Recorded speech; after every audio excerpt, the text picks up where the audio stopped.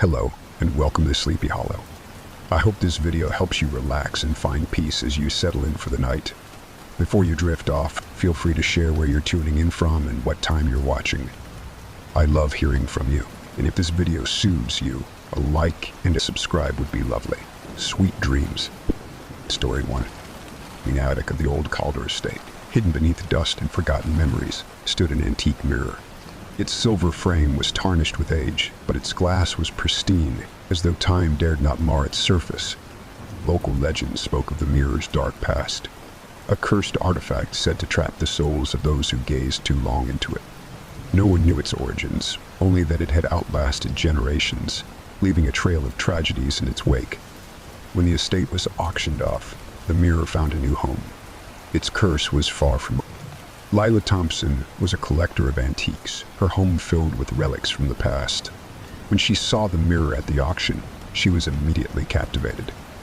"It's exquisite," she told the auctioneer. "It's trouble," the man replied, his voice low. "You'd do well to leave it behind."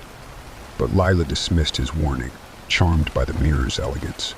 She won the bid and had it delivered to her home. The movers struggled with its weight, though the glass appeared impossibly thin. They placed it in her living room, its reflective surface catching the light in strange ways. "It's perfect," Lila said, admiring her distorted reflection. It was that night, as Lila unpacked boxes, she noticed something strange. The mirror seemed to shimmer faintly, its surface rippling like water. She chalked it up to exhaustion and continued unpacking. But as she passed the mirror, she felt an inexplicable chill, as though the air around it were colder. Her reflection appeared slightly off, lingering for a fraction of a second after she moved. "It's just my imagination," Lila muttered, turning away. But the mirror pulsed faintly, its glass dimming as though absorbing the light. The next morning, Lila woke to find the mirror had moved. It was now angled slightly toward her bed, though she had left it facing the living room wall. She frowned, running her fingers along the frame. Did the movers forget to secure it? Shrugging it off, she adjusted the mirror and went about her day. But as she prepared for bed that night, she caught a glimpse of something in the mirror. Something that wasn't her. It was a shadowy figure, standing just behind her reflection. She spun around, but the room was empty. Over the next few days, Lila became increasingly unsettled. The mirror seemed to shift positions on its own, always angled toward her. At night, she heard faint whispers emanating from the glass, though she couldn't make out the words. She tried covering the mirror with a sheet, but the whispers grew louder, angry, as though the mirror resented being hidden. Desperate for answers, Lila turned to her friend Elise, a historian with a passion for the occult. Elise examined the mirror closely, her expression grave. "This design, it's not just decorative," she said, pointing to the intricate carvings on the frame. "These are runes, symbols of binding." "Wait, binding what?" Lila asked. Elise hesitated. "I don't know, but this mirror isn't just an antique. It's a vessel." Lila's stomach churned. "A vessel for what?" Elise met her eyes. "Something that shouldn't be free." That night, Lila woke to a strange sensation. Her body felt heavy, as though something were pressing down on her. Opening her eyes, she saw the mirror glowing faintly, its surface shimmering like liquid. Her reflection stared back at her, but it wasn't her. The face in the glass was twisted, its eyes hollow, and its mouth curled into a malicious grin. "You brought me here," it said, its voice a distorted version of her own. Lila screamed, scrambling out of bed. The mirror's glow faded, but the whispers continued, louder now, filling the room with a chorus of voices. The next day, Elise returned, determined to help her friend. She brought books on ancient curses and binding rituals, hoping to find a way to contain the mirror's power. As they worked, the mirror remained silent, its surface reflecting nothing but their own tired faces. But that night, Elise stayed in the guest room, and the mirror chose her. Lila woke to the sound of shattering glass. Rushing to Elise's room, she found her friend standing in front of the mirror, her eyes vacant. "Elise," Lila shouted, shaking her. Elise turned slowly, her lips moving soundlessly. Then, without warning, she collapsed. Lila called 911, but it was too late. Elise was gone, her face frozen in an expression of terror. After Elise's death, The mirror's power grew. Shadows moved within its surface, and the whispers became a constant presence. Lila stopped sleeping, terrified of what might happen if she let her guard down. She tried moving the mirror to the basement, but it always reappeared in her living room, its frame glinting mockingly in the dim light. She began seeing figures in the corners of her vision, pale, hollow-eyed specters that vanished when she turned to look. The mirror's curse wasn't just confined to the glass. It was spreading, infecting her home, her mind, her soul. In desperation, Lila tracked down the auctioneer who had sold her the mirror. "You shouldn't have bought it," he said, his voice trembling. "Why? What is it?" Lila demanded. The man sighed. The mirror belonged to a sorcerer, someone who dabbled in binding spirits. He used it to trap them, feeding on their power. But something went wrong. He tried to trap something too powerful and it turned on him. "And now it's turning on me," Lila said. The auctioneer nodded. "You have to destroy it." Lila returned home with a sledgehammer, determined to end the nightmare. She raised the hammer, ready to strike, but the mirror's surface rippled, and a force knocked her backward. The glass began to glow, and a figure emerged, a tall, shadowy form with glowing eyes and elongated limbs. "You cannot destroy me," it said, its voice resonating with power. "I am bound to you now." Lila crawled backward, her heart pounding. Remembering Elise's notes, Lila searched for a way to reverse the binding. She found a passage describing a ritual, a dangerous one that required her to confront the entity within the mirror. Salt candle the necessary materials. Salt, candles, and a shard of broken glass. At night, she stood before the mirror, her hands shaking as she began the incantation. The entity appeared again, its form towering and menacing. "You dare challenge me?" "I'm sending you back," Lila said, her voice steady despite her fear. The ritual's power surged, the candles flickering wildly as the mirror's surface cracked. The entity lunged at Lila, its claws swiping through the air. She held up the shard of glass, its edges glowing with the same light as the mirror. The entity screamed as the shard connected, its form dissolving into smoke. The mirror shattered completely, its pieces falling to the floor in a deafening crash. Lila collapsed, exhausted but victorious. In the days that followed, the whispers ceased, and the shadows disappeared. Lila buried the mirror's remains in the woods, ensuring they would never be found. But the house still felt different, quieter, heavier. Lila moved out, unable to shake the feeling that the mirror's curse had left a mark on her. Years later, a hiker stumbled upon a shard of silvered glass in the forest. Curious, he picked it up, admiring how it caught the light. It was that night, as he unpacked his belongings, he noticed something strange in the shard's reflection. A shadowy figure, smiling back at him.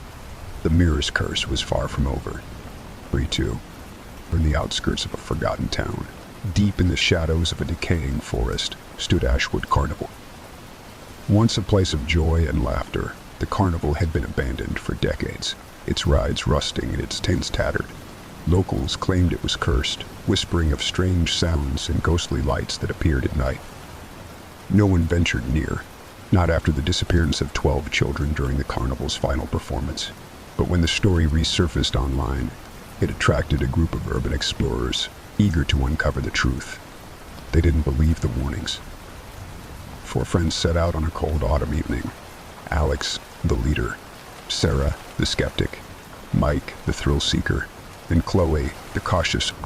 They parked their car at the edge of the forest, the faint outline of the carnival visible in the distance. The air was heavy with decay, the scent of rotting wood and damp earth. "Creepy," Sarah muttered, wrapping her jacket tighter. "That's the point," Alex said, grinning as he adjusted his camera. "We're going to make the best video anyone's ever seen." The group trudged toward the carnival, their flashlights slicing through the growing darkness. The carnival gates were twisted and rusted, the once vibrant paint faded to dull streaks of red and gold. A sign above the archway read, "Where dreams come true." "Dreams, huh?" Mike said, pushing the gate open with a loud creak. "More like nightmares." Beside the carnival was eerily intact. The Ferris wheel loomed overhead, its cars swaying gently despite the lack of wind.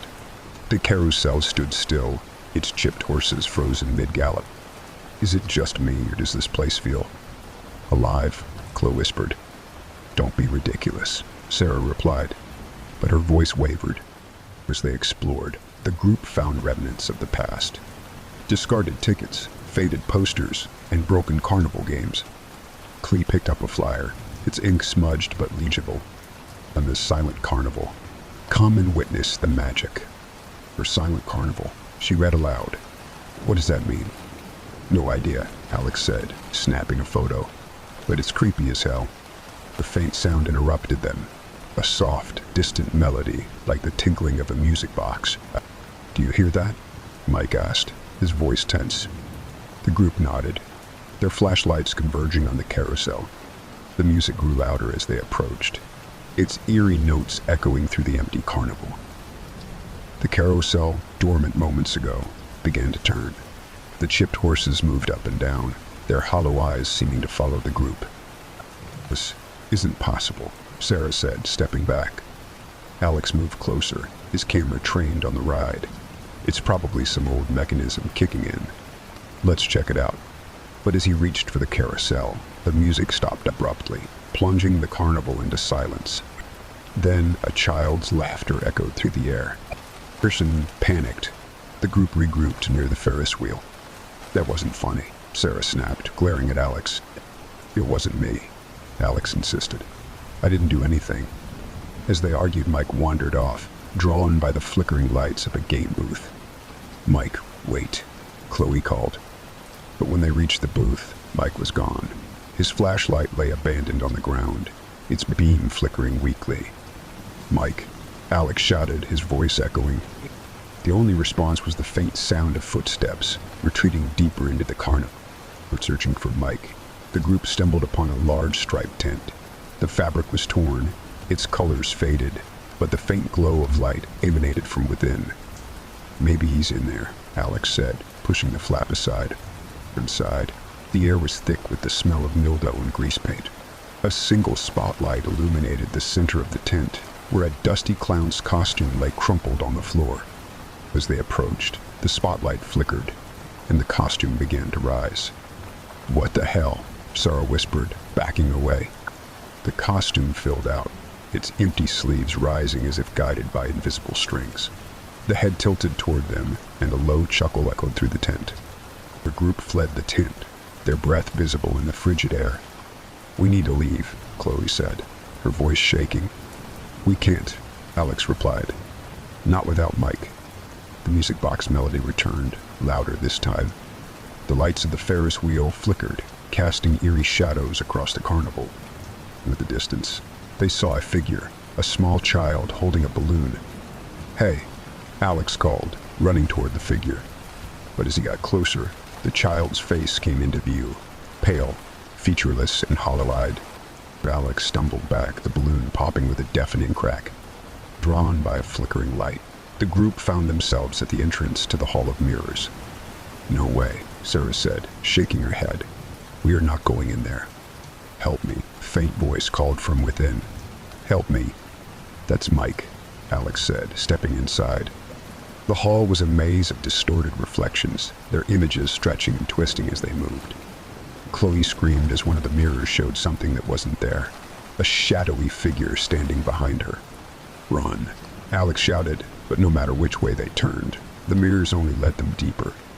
Personal whispers began softly, growing louder with each step. You'll never leave, they said. Faces appeared in the mirrors, dozens of them, pale and twisted, their mouths open in silence. Sarah tripped, her hand brushing one of the mirrors. The glass rippled like water, pulling her in. Sarah, Chloe screamed, grabbing her arm. For a moment, Sarah's face appeared in the mirror, her expression frozen in terror. Then she was gone. For Alex and Chloe stumbled out of the Hall of Mirrors, their numbers now halved. We have to find Sarah and Mike, Chloe said, tears streaming down her face. Ahead, they saw a towering figure standing beneath the Ferris wheel. It wore a top hat and a tattered coat, its face obscured by shadow. The ringmaster, Alex whispered. The figure raised a gloved hand, beckoning them closer. Welcome to the show, it said, its voice a low growl. The ringmaster gestured toward a cracked ticket booth. Inside were rows of tickets, each. Chloe spotted Mike's and Sarah's names among them. What do you want? Alex demanded.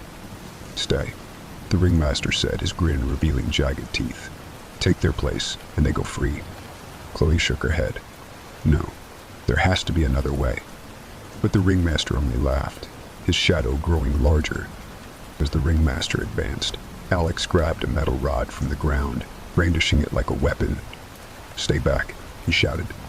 The ringmaster lunged, its movements unnaturally fast.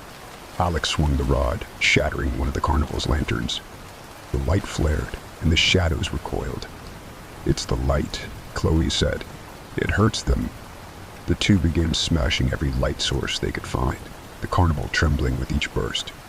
The carnival began to crumble, its rides collapsing in tents, folding in on themselves. The ringmaster roared in fury, his form disintegrating in the growing light. As the Ferris wheel collapsed, Chloe spotted Sarah and Mike stumbling toward them, their faces pale but alive. Run, Chloe shouted. The group sprinted toward the gates, the carnival collapsing behind them in a storm of dust and shadow. They burst through the gates just as the final tent vanished into the earth. The air was silent. The forest. Was it over? Mike asked, his voice shaking. Alex nodded, though his eyes remained fixed on the empty clearing. I think so. Months later, a new group of explorers found an old map leading to Ashwood Carnival. When they reached the clearing, they found the gate standing once more, the faded sign welcoming them in. And as they stepped inside, the faint sound of a music box began to play. The carnival was waiting. Story 3. Eerie House's secrets, but the old Langridge estate was brimming with them. Abandoned for decades, the crumbling mansion sat at the edge of town, shrouded in mist and overgrown ivy. The locals told stories of the black door, a door deep within the house that no one dared open. Some said it led to another world.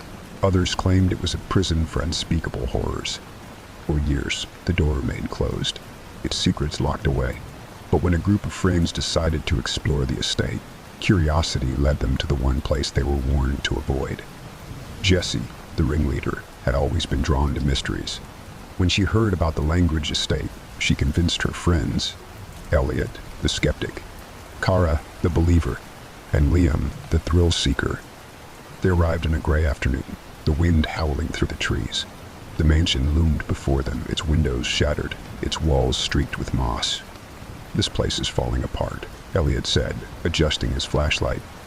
That's what makes it perfect, Jessie replied, grinning. As the group climbed through a broken window, their footsteps echoing on the dusty floorboards. The interior of the mansion was even more decayed. Furniture lay in splinters, wallpaper peeled from the walls, and the air smelled of mildew and rot. As they explored, Jessie found an old photograph on the mantel.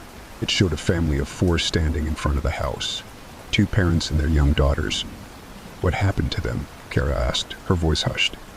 Rumor has it, they vanished, Jessie said. No one knows how or why. Elliot scoffed. Probably just abandoned the place. People love to make up ghost stories. But Kara noticed something strange about the photo.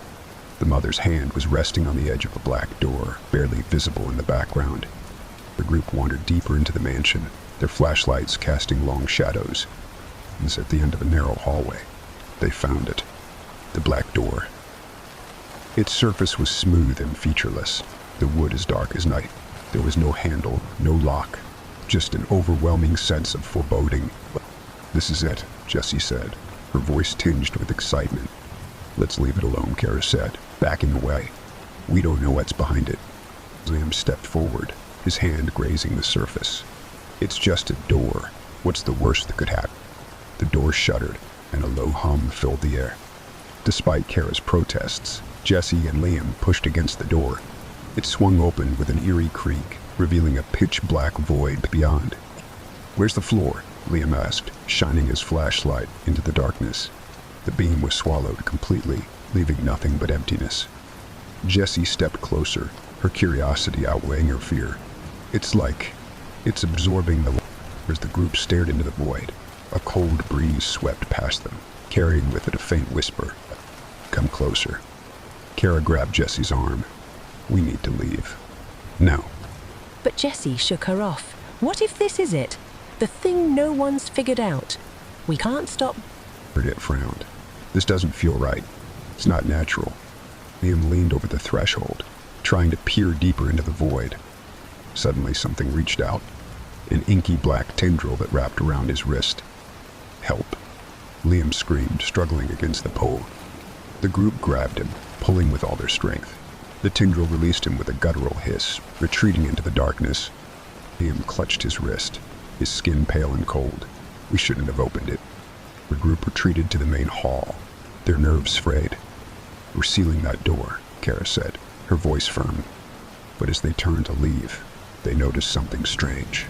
The shadows in the room were moving, stretching toward them like living things. Rick Elliott shone his flashlight at the floor, but the beam flickered and died. "What's happening?" he asked, panic creeping into his voice. Jessie stared at the shadows, her face pale. "It's spreading," she whispered. "We see the black door had unleashed something into the house, something alive." And as the group tried to find their way out, the whispers grew louder. They came from every direction, overlapping and echoing. "Why did you open it?" "Stay with us." "Holiness." Kara covered her ears. "Make it stop." Liam pointed to the walls. "Look." The shadows had begun to take shape, forming ghostly figures with hollow eyes and outstretched hands. "We have to get out of here," Elliot said, his voice shaking. As the group ran through the mansion, their flashlights flickering, the house seemed to shift around them, hallways twisting and merging into dead ends. "Where's the window we came through?" Jessie shouted. "It's gone," Liam replied, his breath ragged. Suddenly, one of the shadowy figures lunged at Kara, its inky form enveloping her. "Kara!" Jessie screamed, grabbing her arm. But Kara's body stiffened, her face frozen in terror as the shadow dragged her into the floor. She was gone. The remaining three stumbled into what appeared to be a study. The room was untouched by Dagike, its walls lined with books and its desk neatly arranged. On the desk lay a journal, its leather cover embossed with the same symbol carved into the black door. Jessie opened it, her hands trembling. The entries described a ritual, a binding meant to trap an ancient entity behind the door. "They failed," Jessie said, her voice trembling. "It got out." It slammed the journal shut. "Then we seal it again." They needed to burn a sigil into the door's surface and recite an incantation. Liam found a fire poker in the corner, its tip sharp enough to carve into the wood. As they approached the black door, the shadows grew more aggressive, their whispers turning into screams. "Do it quickly," Jessie shouted. Liam began carving the sigil, his hands shaking. The door trembled, and the void beyond pulsed with energy. As Liam carved the final line, the door burst open, and a massive shadow emerged. Its form was monstrous, with elongated limbs and glowing red eyes. "You cannot bind me again," it roared, its voice shaking the walls. Jessie stepped forward, holding the journal. "Yes, we can." Pushing the group recited the incantation, their voices steady despite the fear that gripped them. The entity screamed, its form writhing as the sigil began to glow. The entity lunged, its tendrils wrapping around Liam. He screamed as the shadows pulled him toward the door. "No," Jessie shouted, grabbing his hand. Liam shook his head. "Finish it."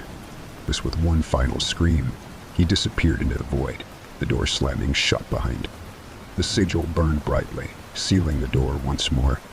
Where Jessie and Elliot emerged from the mansion, their bodies battered and their minds fractured. The house stood silent behind them, its windows dark and lifeless. "We should burn it down," Elliot said. Jessie shook her head. "No, it has to stay intact. The door has to stay sealed." Years later, new owners moved into the Language estate. They marveled at its Gothic beauty, unaware of the horrors locked away within. Deep in the mansion, the black door remained silent. But every now and then, it shuddered, its surface pulsing faintly as if waiting. Smarring for it. Hidden deep within the forest of Ravenwood, Shadow Lake was a place of unsettling beauty. Its waters were black as ink, reflecting the sky with eerie precision. The locals avoided the lake, muttering warnings about its cursed waters. They told of strange lights that flickered across the surface at night, and shadows that moved beneath the depths. Once, long ago, a town had stood on the shores of Shadow Lake, but after a series of mysterious drownings, the town was abandoned, its ruins now submerged beneath the water. No one dared swim in the lake, until a group of campers decided to test the legend. 5 friends arrived at Shadow Lake on a warm summer afternoon. Emma, the planner of the group, had heard about the lake's reputation and insisted on exploring it. "It's just a lake," she said as they set up camp.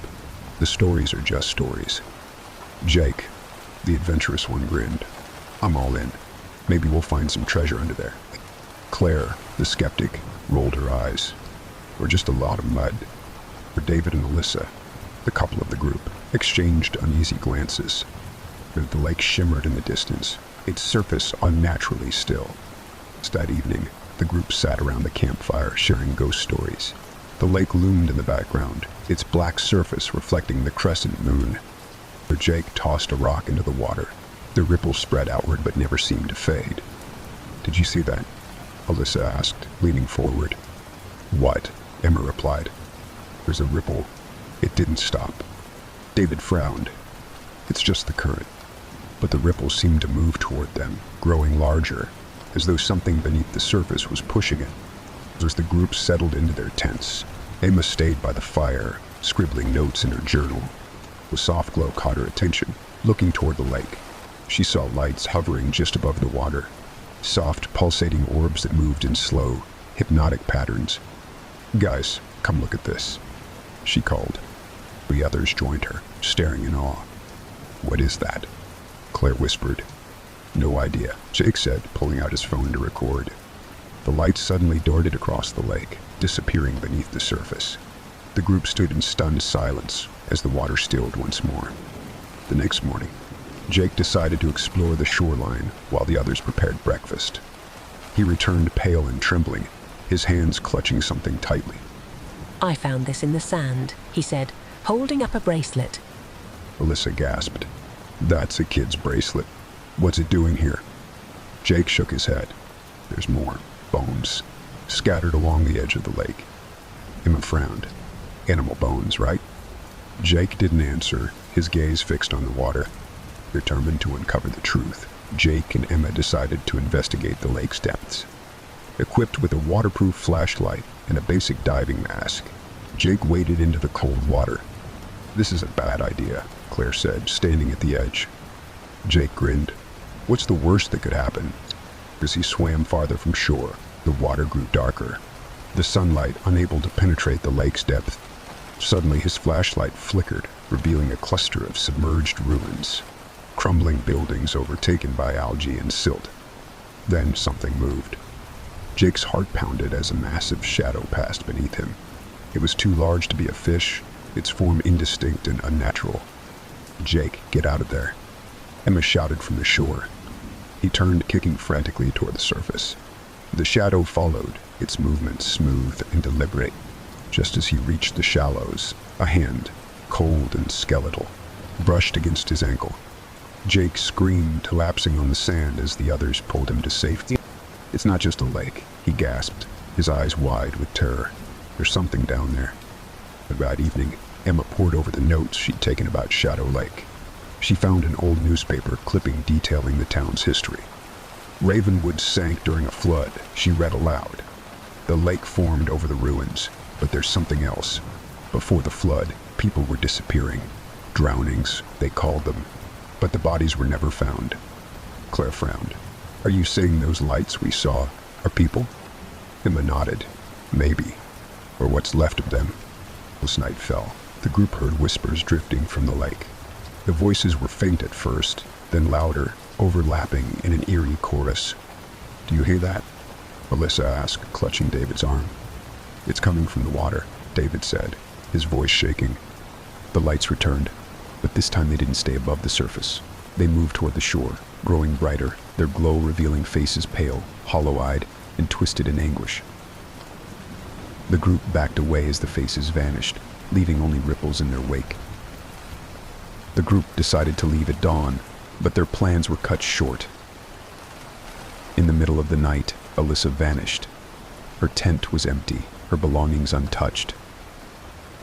David found her footprints leading to the water's edge, where they abruptly stopped. "She wouldn't just go in," he said, his voice breaking.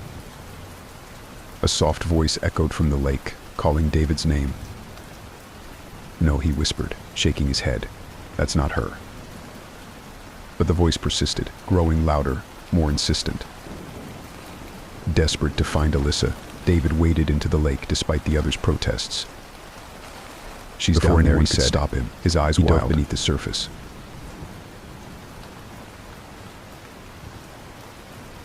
The water churned violently, then stilled. David didn't resurface. Jake swore under his breath. "We can't stay here." The remaining three decided to make a run for it, but the lake had other plans. The lights surrounded their camp, trapping them. "We have to figure out what it wants," Emma said.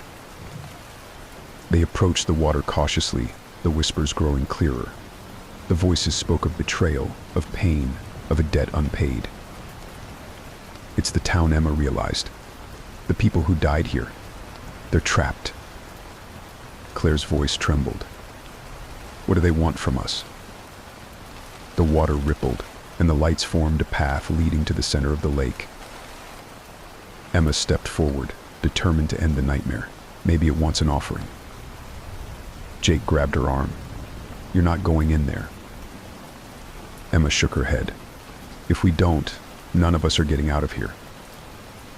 She waded into the water, the cold biting into her skin. The lights surrounded her, their glow growing blinding.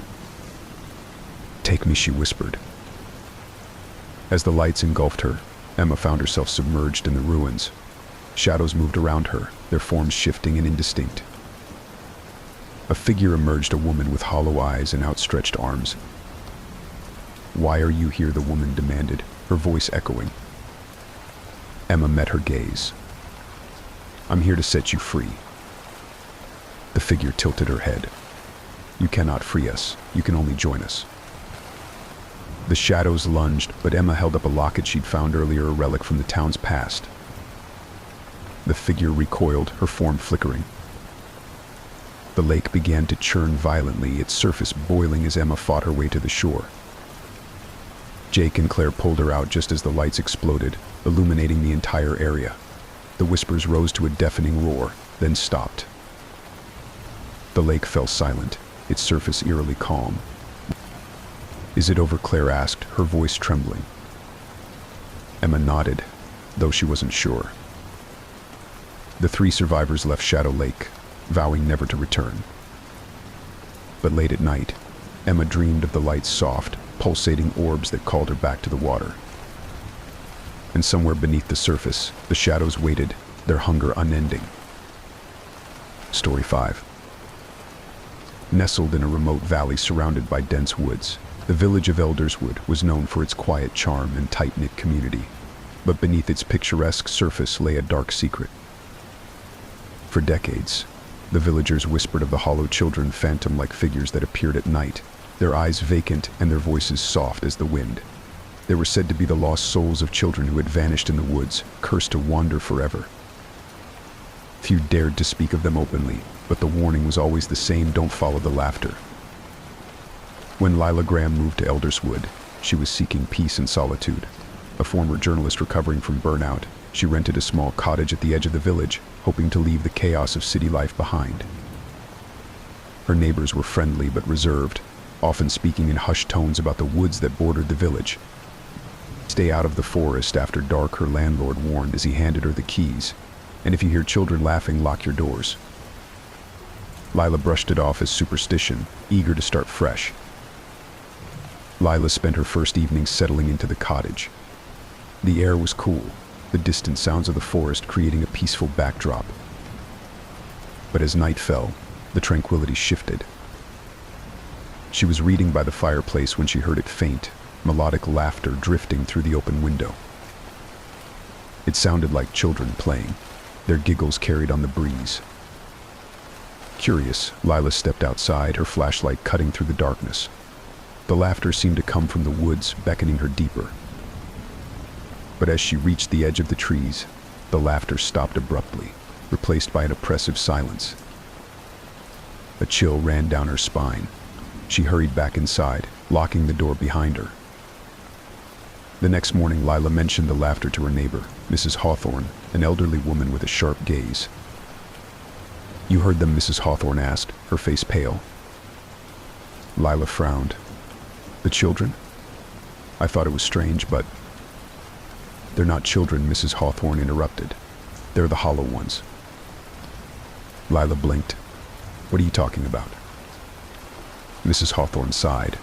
They're what's left of the children who disappeared years ago. They lure you into the woods. Once you follow, you never come back. Lila laughed nervously, but the older woman's expression didn't waver. Don't follow the laughter, she said again.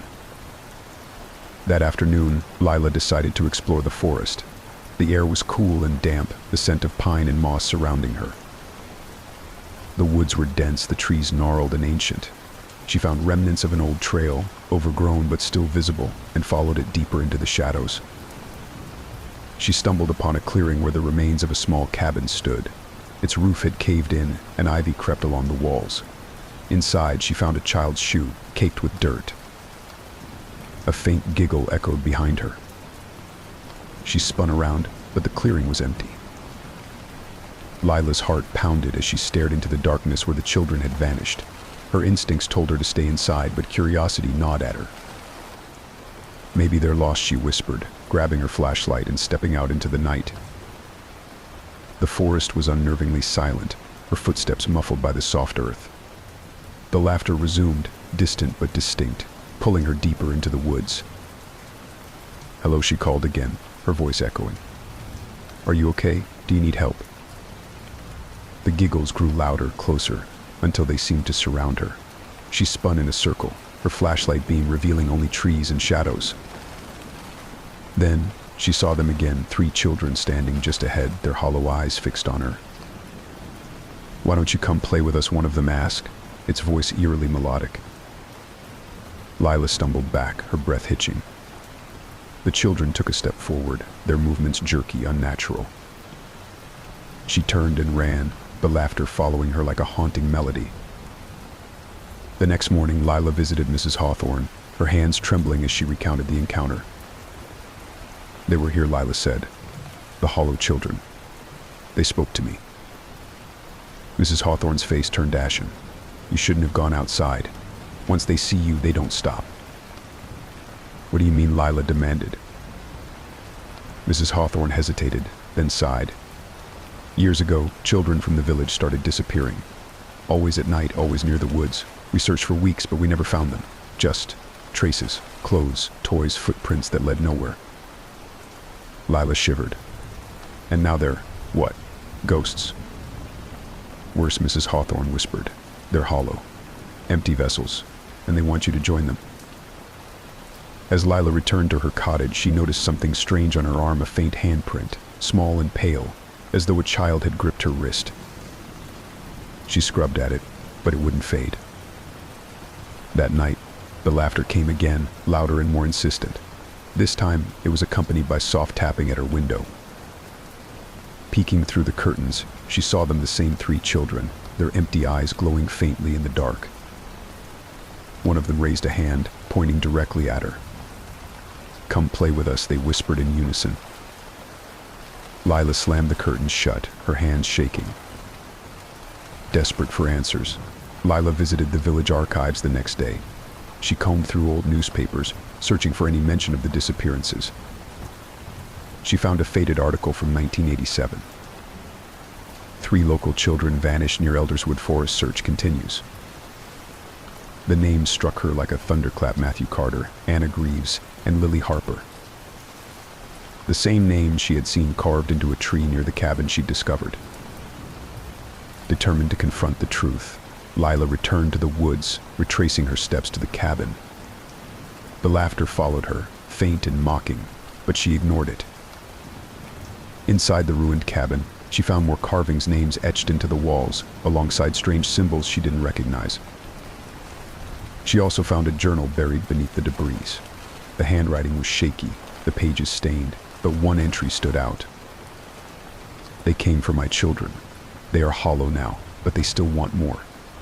I tried to stop them. I failed. A creak behind her made Lila spin around. The 3 children stood in the doorway, their hollow eyes gleaming. You can't save them, one said, but you can join them. Lila bolted from the cabin, her breath ragged as she tore through the woods. The children followed, their laughter growing louder, more distorted. The trees seemed to close in around her, the path twisting and turning as if the forest itself were alive. She tripped on a root, falling hard. As she scrambled to her feet, she realized the children were no longer behind her. But when she turned, they were standing directly in front of her, their heads tilted in unison.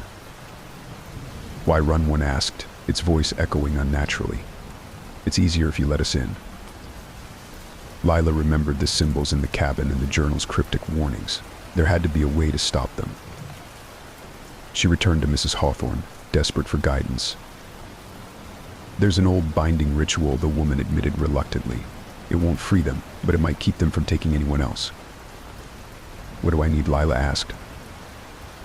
Mrs. Hawthorne handed her a bundle of herbs and a small iron knife. "You'll have to face them directly. Cut a piece of yourself, blood binds the living to the hollow, and light the herbs to sever the connection." Lila's stomach churned, but she nodded. "I'll do it." That night, Lila returned to the woods, the laughter guiding her to the clearing. The children were waiting, their hollow eyes glowing brighter. "You came back," one said, a grotesque smile spreading across its face. Lila lit the bundle of herbs, the smoke curling around her. She felt a sharp pain as she pressed the knife to her palm, letting a few drops of blood fall to the ground.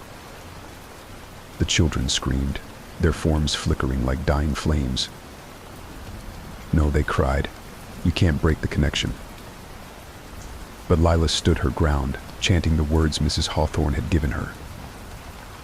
The ground beneath her feet began to tremble, the trees swaying violently as the children's forms twisted and stretched. "You can't stop us," they hissed, their voices merging into one. "We are many." The shadows around the clearing began to converge, taking on new shapes, more children, their hollow eyes glowing in the dark. Lila realized the ritual wouldn't be enough. The hollow children were too many, too powerful. She knelt, pressing her bloodied hand to the earth. "If you want someone, take me," she whispered, "but let the others go."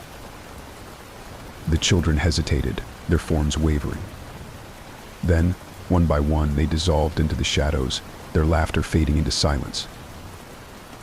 When Lila awoke, the clearing was empty, the air unnervingly still. The handprint on her arm had vanished, and the oppressive weight of the woods was gone. She stumbled back to the village, her body weak but her spirit intact. Mrs. Hawthorne met her at the edge of the forest, her eyes filled with relief. "You did it," she said. Lila nodded, though a deep sadness lingered. The children were gone, but their tragedy still haunted the woods. Months later, Lila moved away from Elderswood, unable to bear the memories. But late at night, she still heard faint laughter in her dreams, soft and distant, like the echo of a forgotten song. And in the depths of Elderswood Forest, the clearing remained, its soil stained with her blood, a silent reminder of the hollow children who once roamed the night. Story 6. In the small, forgotten village of Wykewood, tucked away in a mist-shrouded valley, stood an ancient stone well. Its walls were weathered, its depths unfathomable. The villagers called it the Whispering Well, and for good reason. At night, soft voices drifted from its depths, calling names, offering promises, or begging for help. Some said the well held spirits, others claimed it was a doorway to another world. Whatever the truth, one thing was certain: anyone who leaned too far over its edge, lured by the whispers, was never seen again. Amelia and her younger brother Theo moved to Wykewood after inheriting their grandmother's crumbling cottage. Seeking a fresh start, they hoped the quiet village would offer solace after the sudden death of their parents. The locals greeted them with polite wariness, their eyes flicking nervously toward the well whenever the siblings asked about the village's history. One evening, while exploring the overgrown garden behind the cottage, Theo spotted the well hidden among the brambles. "It's just an old well," Amelia said when Theo pointed it out. But as she looked closer, she felt a chill. The air around the well seemed heavier, colder, and she thought she heard a faint murmur coming from its depths. That night, Amelia awoke to the sound of voices. At first she thought it was the wind, but the words were distinct, soft and pleading. "Amelia, She sat up, her heart pounding. The voice came from outside near the garden. Creeping to the window, she saw Theo standing by the well, his head tilted as though listening. "Theo," she hissed, running outside. He turned to her, his face pale and eyes wide. "I heard them," he said. "They're asking for help." "There's no one there," Amelia said firmly, pulling him away. "Stay away from that well." But Theo glanced back, his expression troubled. They sounded so sad. The next day, Amelia visited the village library, hoping to learn more about the well. She found an old book containing faded newspaper clippings and local folklore. One article from the 1800s detailed a string of disappearances. The local children, missing authorities search Whiteswood's Whispering Well. Another entry described a woman who claimed the well had whispered her name, promising to reunite her with her lost child. She was last seen leaning over its edge. Amelia closed the book, her unease growing. Over the next few days, Theo became increasingly drawn to the well. He spent hours by its edge, listening to the whispers only he could hear. "They're lonely," he told Amelia one afternoon. "They just want someone to talk to." Amelia grabbed his arm. "It's not safe. You don't know what's down there." But Theo pulled away, his expression distant. "You don't understand. They're not bad. They're just trapped." One night, Amelia caught Theo sneaking out of the house, a small box clutched in his hands. "What are you doing?" she demanded, blocking his path. "They said they need something," Theo whispered. "An offering." Amelia's stomach turned. "You're not going back to that well." But Theo pushed past her, running toward the garden. By the time Amelia caught up, he was lowering the box into the well, its contents hidden. "Take it," Theo whispered, his voice trembling. The well seemed to hum in response, the whispers growing louder. Determined to understand what was happening, Amelia lowered a flashlight into the well. The beam illuminated slick stone walls and tangled roots, but the bottom remained hidden. Then, something moved, a shadowy shape that slithered just out of sight. Amelia yanked the flashlight back, her heart racing. "It's alive," she whispered. Amelia confronted Theo, demanding he stay away from the well. "They're dangerous," she said. "Whatever's down there, it's not human." But Theo shook his head. "You're wrong. They told me they need me. I have to help them." That night, the whispers grew louder, filling the house with their eerie chorus. "Let him come," they said. "He belongs with us." Amelia stuffed earplugs into her ears, but the whispers seeped through, relentless and taunting. The next morning, Theo was gone. Amelia searched the house, calling his name, but there was no answer. Her worst fears were confirmed when she reached the garden. The well's rope was taut, as though something heavy had been lowered into its depths. Amelia leaned over the edge, her voice shaking. "Theo."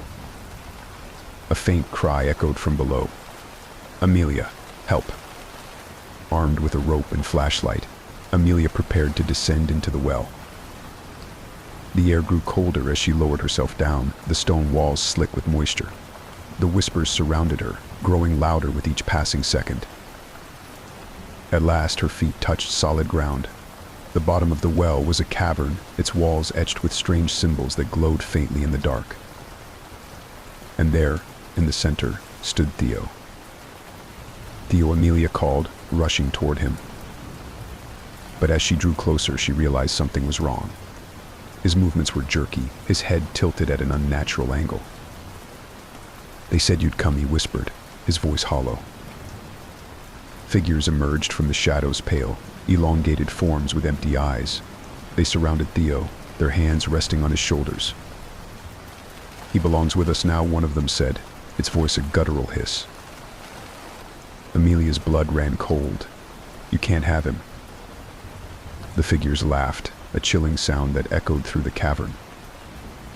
"We take only what is given," one said. "He came willingly." Amelia stepped forward, her fists clenched. "Take me instead. Let him go." The figures paused, their hollow eyes narrowing. "You would trade yourself for him." Yes, Amelia said without hesitation. The cavern trembled, the glowing symbols flaring brighter. Very well, the figures said. But the well always takes more than it gives. The figures released Theo, who collapsed to the ground. As Amelia helped him up, the whispers grew deafening, the cavern shuddering around them. Run, she said, dragging Theo toward the rope. They climbed as fast as they could, the figures' voices echoing behind them. You cannot escape. The well is forever. Theo and Amelia emerged into the garden, gasping for air. The whispers ceased, the well's surface eerily still. Are you okay? Amelia asked, holding Theo close. He nodded, though his face was pale. You saved me. But Amelia felt a strange weight in her chest, as though part of her had been left behind. The siblings left Wykewood, vowing never to return. But late at night, Amelia still heard the whispers, faint and insistent, calling her back to the well. And deep below the surface, the figures waited, their hollow eyes watching, their hunger unending. Story 7. The Blackwell Manor stood at the top of Ashen Hill, its dark silhouette looming against the sky like a gnarled claw. The locals called it the Blood Moon Manor, named for the eerie red glow that bathed its walls every full moon. Once the home of the affluent Blackwell family, the house had been abandoned for over a century after a series of gruesome murders. The family was found slaughtered during a blood moon, and no one ever discovered the killer or killers. The manor had been sealed ever since, left to decay. But every blood moon, lights flickered in its windows and distant screams echoed from its halls. It was said the house was alive, its hunger growing with each passing year. 6 college friends gathered around a campfire at the base of Ashen Hill: Alina, the skeptic Marcus, the daredevil Lila, the storyteller Jake, the believer and the inseparable twins, Hannah and Heather. They were celebrating the end of the semester when Marcus proposed a dare. Let's spend the night in Blood Moon Manor. Alina rolled her eyes. You're kidding, right? It's just a house, Marcus said, grinning. What's the worst that could happen? Jake hesitated. The worst. We could be cursed. Or worse, killed. You've heard the stories. Stories, Elena scoffed. I'm in. Let's prove it's all nonsense. One by one, the others agreed, some out of curiosity, others out of pride. As the blood moon rose, they made their way to the manor, flashlights cutting through the dense fog. The manor's iron gates groaned as Marcus pushed them open, the sound echoing into the night. The front doors were massive and heavy, carved with intricate patterns that seemed to shift under the moonlight. Inside, the air was damp and heavy, carrying the scent of mildew and decay. Dust coated every surface, and cobwebs stretched across the ceiling like gnarled veins. This place is a dump, Elena said, her voice echoing. Perfect for a ghost story, Lila whispered, her eyes wide. The group ventured deeper, their flashlights revealing faded portraits of the Blackwell family. Their faces seemed to watch the intruders, their expressions grim and disapproving. Exploring the house, they found rooms filled with rotting furniture, shattered mirrors, and faded letters. But one door on the second floor was locked, its surface marked with a strange blood-red symbol. What's in there? Heather asked, running her fingers over the door's cold wood. Probably the family's dark secrets, Lila said dramatically. Marcus tried the handle, but it wouldn't budge. Let's see if we can find the key. As they turned to leave, a faint whisper drifted through the hallway. Stay. They froze, their flashlights scanning the shadows, but the hall was empty. They regrouped in the dining room, where a massive table stood beneath a crumbling chandelier. This is creepy, Hannah said, glancing at the torn wallpaper and scattered debris. Isn't that the point? Marcus replied. As they argued, a sudden noise startled them, a loud thud from the kitchen. Jake's face paled. That sounded like footsteps. They approached cautiously, finding the kitchen in disarray. Pots and pans lay scattered on the floor, and a cabinet door swung open. There's no one here, Elena said, though her voice wavered. But as they turned to leave, a bloody handprint appeared on the wall, fresh and glistening. Determined to prove her point, Elena brushed off the handprint. "It's just a prank," she said, glaring at Marcus. "You're trying to scare us." Marcus held up his hands. "I swear, it wasn't me." Elena shook her head and stormed off, heading upstairs alone. Minutes later, the others heard her scream. Rushing to find her, they discovered her flashlight on the ground, its beam flickering. Lila called, but there was no response. They searched every room, their panic mounting, but Elena had vanished without a trace. As they regrouped in the foyer, Lila began recounting the legend of the manor. The Blackwells practiced dark rituals, she said, her voice trembling. They believed the blood moon gave them power, but something went wrong. The house turned on them, trapping their souls. "That's ridiculous," Marcus said, though his bravado faltered. Jake looked out the window. "Then why is the moon glowing brighter?" The blood moon bathed the manor in crimson light, casting long, sinister shadows. "We need to leave," Heather said, her voice shaking. But when they reached the front door, it wouldn't budge. The locked door on the second floor creaked open on its own, revealing a staircase spiraling downward. The group exchanged uneasy glances. "We're not going down there," Hannah said firmly. Lila hesitated. "What if that's where Elena is?" Reluctantly, they descended into the darkness, their flashlights barely piercing the gloom. At the bottom, they found a hidden chamber filled with symbols carved into the walls. A circle of melted candles surrounded a single blood-stained altar. Hanging on the wall was a portrait of the Blackwells, their faces twisted into grotesque snarls. As they explored the chamber, the air grew colder, and the shadows began to move. "Do you see that?" Jake whispered, pointing to a dark figure emerging from the corner. The figure lunged, its shape shifting and flickering like smoke. It struck Marcus, sending him sprawling to the ground. "Run," Lila screamed, pulling Heather and Hannah toward the stairs. But as they fled, more shadows emerged, their hollow eyes glowing faintly. Reaching the foyer, Lila grabbed an old journal from a nearby table. Skimming its pages, she found a passage describing the manor's curse. "The house feeds on blood. Only an offering can appease it." "What does it mean?" Heather asked, her voice trembling. Jake clenched his fists. "It means one of us has to stay." The group argued, their voices rising in desperation. "We can't just leave someone behind," Hannah shouted. But the shadows closed in, their forms solidifying. Marcus stood, clutching his side. "Go. I'll hold them off." "No," Lila cried, but Marcus pushed her toward the door. "Get out of here," he yelled as the shadows engulfed him. With Marcus's sacrifice, the front door creaked open.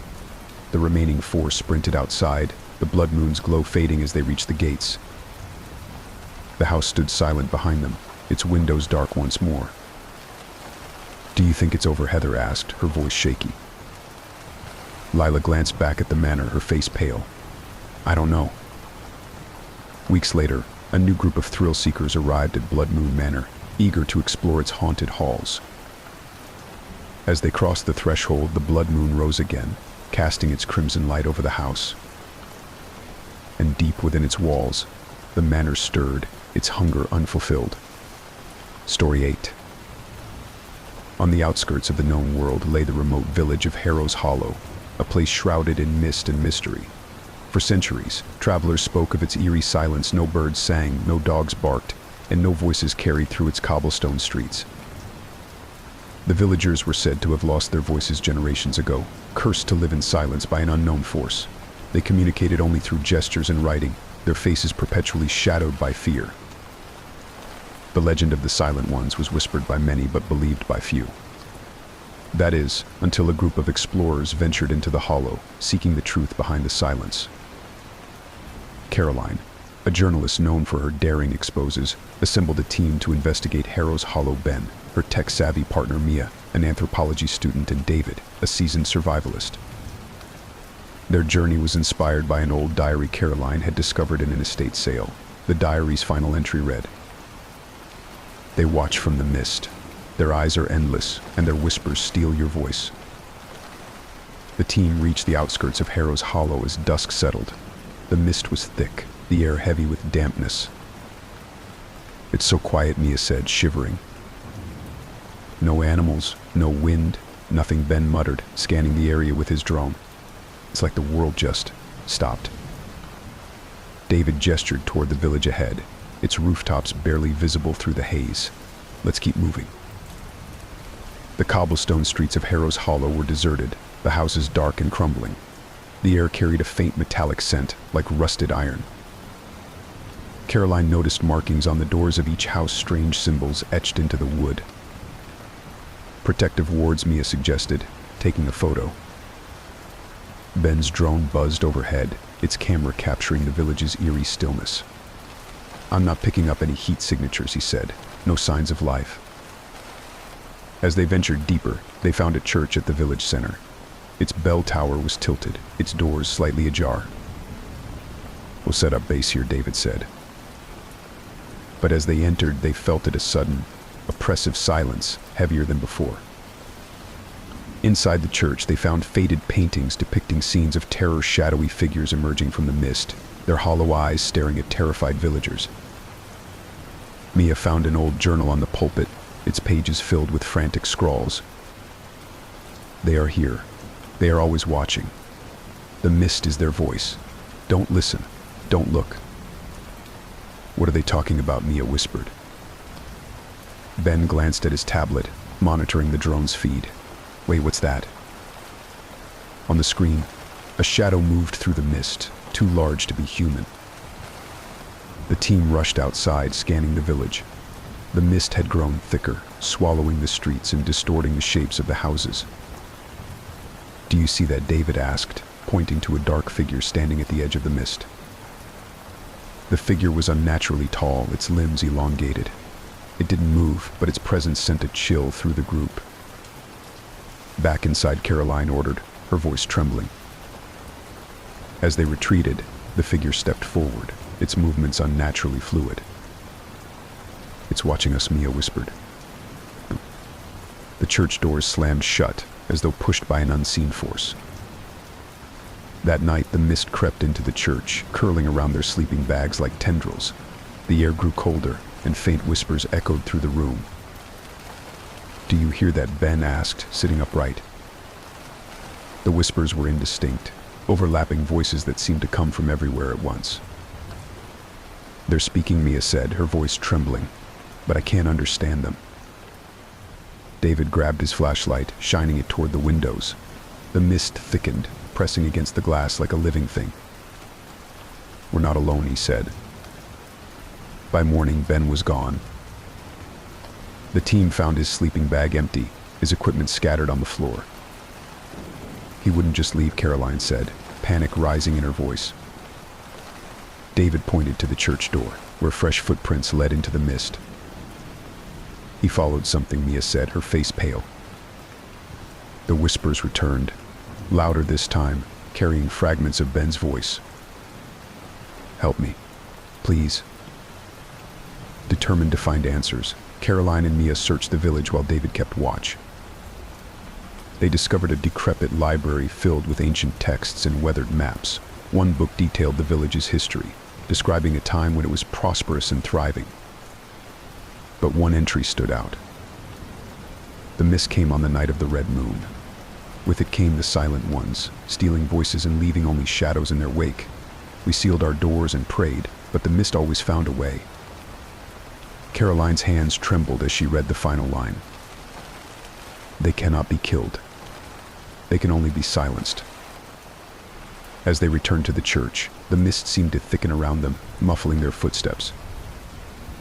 They saw shadows moving in the distance, tall, slender forms that glided silently through the village. "We need to leave," Mia said, her voice barely audible. David met them at the church, his face grim. "We're running out of time. The mist is spreading." Suddenly, the whispers turned into a chorus of screams. The group decided to follow Ben's footprints, hoping to find him before it was too late. The trail led them to a clearing on the outskirts of the village, where the mist churned like a living sea. Ben, Caroline called. A faint voice answered, distorted and broken over here. They moved closer, their flashlights barely piercing the mist. Then they saw him standing at the center of the clearing, his back turned.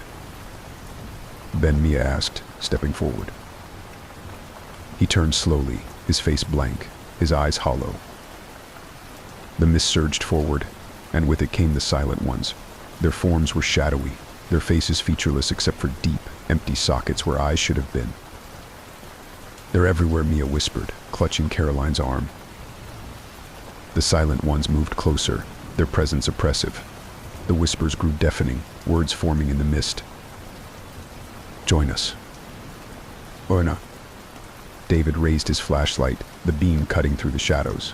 The silent ones recoiled, hissing. "Light hurts them," he said. Caroline remembered the line from the book, "They cannot be killed. They can only be silenced." In the library, she had seen a diagram of a ritual circle meant to bind the silent ones. "We have to go back to the church," she said. "There's a way to stop them." As they ran, the silent ones pursued, their forms stretching and twisting in the mist. Back in the church, Caroline and Mia hastily recreated the ritual circle using salt, candles, and the symbols from the book. David held off the silent ones with his flashlight, his breath ragged. "They're getting stronger," he shouted. Caroline lit the candles and began chanting the incantation, her voice steady despite the chaos. The silent ones surged forward, their hollow eyes glowing faintly. "Hold them off," Caroline yelled. The ritual required an offering, something tied to the mist. Caroline grabbed Ben's abandoned backpack, throwing it into the circle. The candles flared, and the silent ones screamed, their forms dissolving into the mist. But as the ritual completed, the ground trembled, and a new figure emerged from the shadows, a towering, monstrous form with endless eyes. "It's their source," Mia whispered, her voice trembling. David stepped forward, his flashlight flickering. "Get out of here." "I'll hold it off." "No," Caroline shouted, but David charged toward the figure, disappearing into the mist. Caroline and Mia ran from the church, the mist retreating as the silent ones faded. They reached the edge of the village as the first rays of dawn pierced the sky. Turning back, they saw Harrow's Hollow shrouded in silence once more. Caroline and Mia returned to civilization, but neither spoke of what had happened. Yet, late at night, Caroline sometimes heard whispers in the wind, faint and haunting, calling her back to the Hollow. And deep within the mist, the silent ones waited, their endless eyes watching, their hunger undiminished. Story 9. The subway station had been sealed for nearly 8 decades. It was meant to be the crowning achievement of a thriving metropolis, a gleaming new addition to a growing city. But it never saw a single commuter. Construction ceased suddenly after a series of tragic accidents claimed the lives of dozens of workers. Official records cited structural instability, but whispers of something darker emerged among the laborers. They spoke of strange noises, flickering shadows, and a feeling of being watched in the lower tunnels. When the station was abandoned, it became a ghost story, a cautionary tale for thrill seekers and urban explorers. No one believed the rumors anymore, but the station had a reputation. Locals avoided it. Birds and stray animals stayed away. It was as though the earth itself had rejected the site, sealing it beneath layers of rust and ruin. Until one night, a group of explorers decided to uncover the truth. The explorers descended into the station at dusk.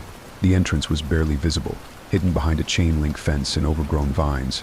Breaking through the rusted gate was easy, as though the place had been waiting for them. Inside, the air grew damp and cold, far colder than it should have been in the midsummer heat. Their footsteps echoed unnaturally, as if the sound was swallowed by the walls and returned distorted. They moved cautiously, their flashlights slicing through the oppressive darkness. The main platform appeared first, a derelict space where broken tiles and rusted metal formed an uneven floor.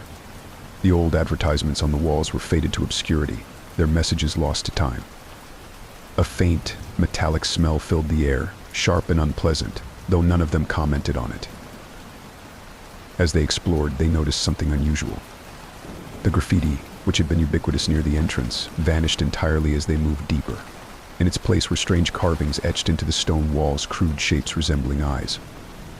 They were uneven, their placement random, yet they seemed to follow the explorers' movements, their hollow forms glinting faintly in the dim light.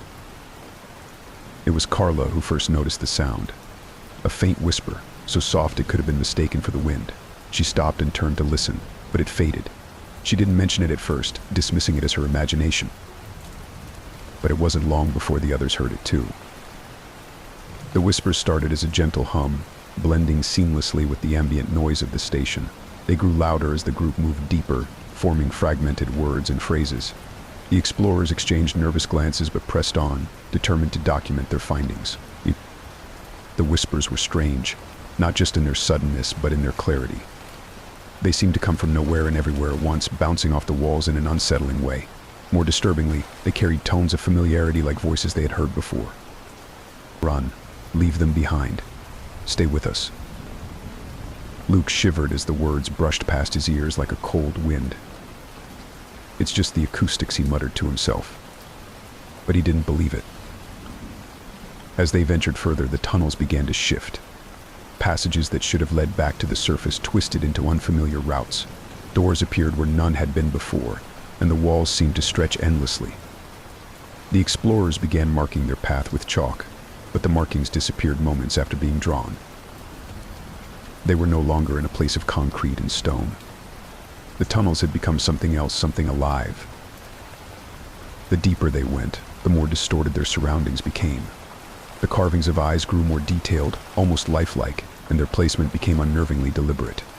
At one point, Jenna swore she saw one of the eyes blink.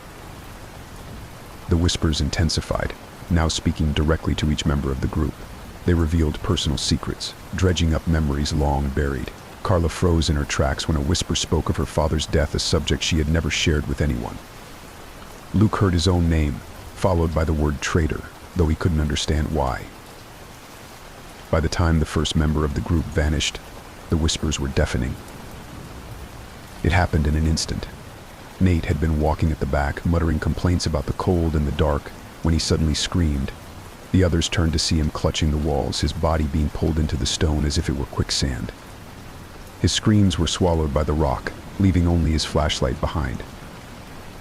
Panic erupted. The remaining explorers shouted for Nate, clawing at the walls, but it was futile. The stone was smooth and unyielding, showing no trace of their friend. And then the whispers laughed. The remaining three stumbled through the tunnels, their fear mounting with every step. The whispers taunted them relentlessly, revealing more secrets and twisting their emotions. Carla began sobbing uncontrollably, begging to turn back, but Jenna pressed on, her determination masking her terror. Eventually they reached a vast chamber, unlike anything they had seen before. The walls were covered in glowing symbols, pulsating with a sickly, greenish light. The floor was uneven, littered with debris that resembled bones. The whispers were louder here, converging into a cacophony that filled the space with a sense of impending doom. At the center of the chamber was a pit. The light from their flashlights could not penetrate its depths, but the glow from the walls seemed to feed into it, as though the pit were a heart drawing blood from the veins around it. The whispers spoke as one now, their words clear and terrible. Welcome to the source. You are the sacrifice. Jenna pieced it together as the chamber's light grew brighter. The tunnels weren't just abandoned infrastructure, they were alive. The carvings on the walls were part of a larger system, veins that carried energy to sustain the entity that inhabited the space. The whispers were its voice, its lure, drawing prey into its depths to feed. The pit was its mouth. Carla broke down completely, collapsing to her knees and clutching her head as the whispers targeted her mind. She began to laugh, a high-pitched, hysterical sound that echoed through the chamber. Without warning, she stood and walked toward the pit, her movements slow and deliberate, as though guided by an unseen force. Jenna screamed for her to stop, but it was too late. Carla stepped into the pit and disappeared, her laughter echoing until it was abruptly silenced. Only Jenna and Luke remained. The chamber pulsed with life, the light growing so bright it hurt to look at. The whispers spoke again, but this time they addressed Jenna directly. Stay, or run. You will feed us either way. Jenna turned to Luke, but he was already backing away, his face pale with terror. "I'm sorry," he stammered before bolting back into the tunnels. Jenna stayed behind, staring into the pit. She knew there was no escape, not for her, and not for Luke. The tunnels would claim them both eventually, but she refused to give in. Gritting her teeth, she picked up a piece of debris and hurled it at the glowing symbols. To her surprise, they flickered and dimmed, as though in pain. The whispers shrieked, their unity broken. The chamber trembled, the walls beginning to crack and collapse. Jenna seized her chance, running back through the tunnels as the entity lashed out in fury. The eyes on the walls blinked and wept, their glowing tears staining the stone. Jenna escaped to the surface just as the tunnels caved in behind her. The sunlight was blinding, and she collapsed onto the pavement, gasping for air. She was alone. Luke hadn't made it out. For weeks, Jenna tried to forget what had happened, but the whispers haunted her. At first they were faint, barely audible over the noise of the city. But as time passed, they grew louder, following her wherever she went. One morning she woke to find strange carvings on her bedroom walls. They resembled eyes, staring at her with silent malice. The whispers spoke again, clear and undeniable. "You escaped, but you are ours." Story 10. The town of Willowbrook was dying. Once a bustling center of trade, its streets now echoed with emptiness. The few families who remained held onto their lives with grim determination, unwilling or unable to leave. Yet beneath the surface of this fading town lay a darker truth. Generations of children had vanished without explanation, leaving behind no trace except for whispered tales of the puppet man. The legend was as old as the town itself. Parents warned their children to stay indoors after dark, to ignore the faint melody that sometimes drifted through the air on windless nights. But warnings alone could not keep the darkness at bay. Every few years, another child would disappear, their absence marked only by the eerie discovery of a hand-carved marionette in their empty bed. No one knew where the puppets came from or what became of the children. The latest child to vanish was Sophie Harper, a bright and lively 7-year-old who loved to draw and sing. Her parents, Lisa and Mark, were shattered by her disappearance. She had been in her room, fast asleep, when they last checked on her. By morning, she was gone. In her place lay a marionette, its wooden features eerily lifelike. Its hollow eyes seemed to mock the Harper's grief. The sheriff offered no answers. He had seen this before and knew better than to chase shadows. The townsfolk whispered about the puppet man, but no one dared to speak too loudly. It was as if invoking his name might summon him. But Lisa and Mark refused to let fear silence them. Driven by desperation, they resolved to find their daughter, no matter the cost. The first clue came at night. As Lisa sat alone in Sophie's room, clutching the marionette, she heard a faint, haunting melody drifting through the open window. It was soft and lilting, carried on the breeze like a forgotten lullaby. She froze, her heart pounding as the melody grew louder. Mark burst into the room, drawn by her shout. Together they listened, their blood running cold. The melody was unlike anything they had heard before, both beautiful and profoundly unsettling. It seemed to beckon them, pulling at something deep and primal. Without hesitation, they grabbed a flashlight and followed the sound into the woods that bordered their home. The forest was dense and overgrown, its twisted trees casting long shadows in the moonlight. The melody guided them, growing louder with each step, until they reached a clearing. There, in the center, stood a small, weathered cabin. The cabin was ancient, its walls warped by time and neglect. A faint glow seeped through the cracks in the shutters, and the melody spilled from within, accompanied by the rhythmic creak of wooden joints. Mark pushed the door open, and the couple stepped inside. The air was heavy with the scent of sawdust and varnish. Wooden puppets hung from every surface, suspended by delicate strings. Some were simple, their features rough and unfinished. Others were disturbingly lifelike, their glassy eyes following the couple as they moved through the room. On a workbench at the far end of the cabin lay Sophie's favorite teddy bear, its stuffing spilling out onto the floor. Beside it was a row of tools, chisels, hammers, and carving knives, all meticulously arranged. The melody stopped abruptly. From the shadows emerged a figure, tall and angular. His face was pale, his features sharp and unnatural, as if he had been carved from wood. His eyes glinted with a malicious light, and his lips curved into a sinister smile. "Welcome," he said, his voice creaking like an unoiled hinge. "I've been expecting you." Lisa and Mark froze, their terror palpable. The figure the puppet man moved with an eerie grace, his limbs stiff and jerky, like those of a marionette controlled by invisible strings. "You've come for the child," he continued, his voice oozing with mockery. "All parents do, eventually. But the question is, what will you offer in return?" Lisa stepped forward, her voice trembling with rage. "Where is Sophie? What have you done to her?" The puppet man chuckled, a hollow sound that echoed through the room. He gestured to the puppets hanging from the walls. "Your daughter is here, in a manner of speaking. My creations are special. They are not mere toys. They are eternal."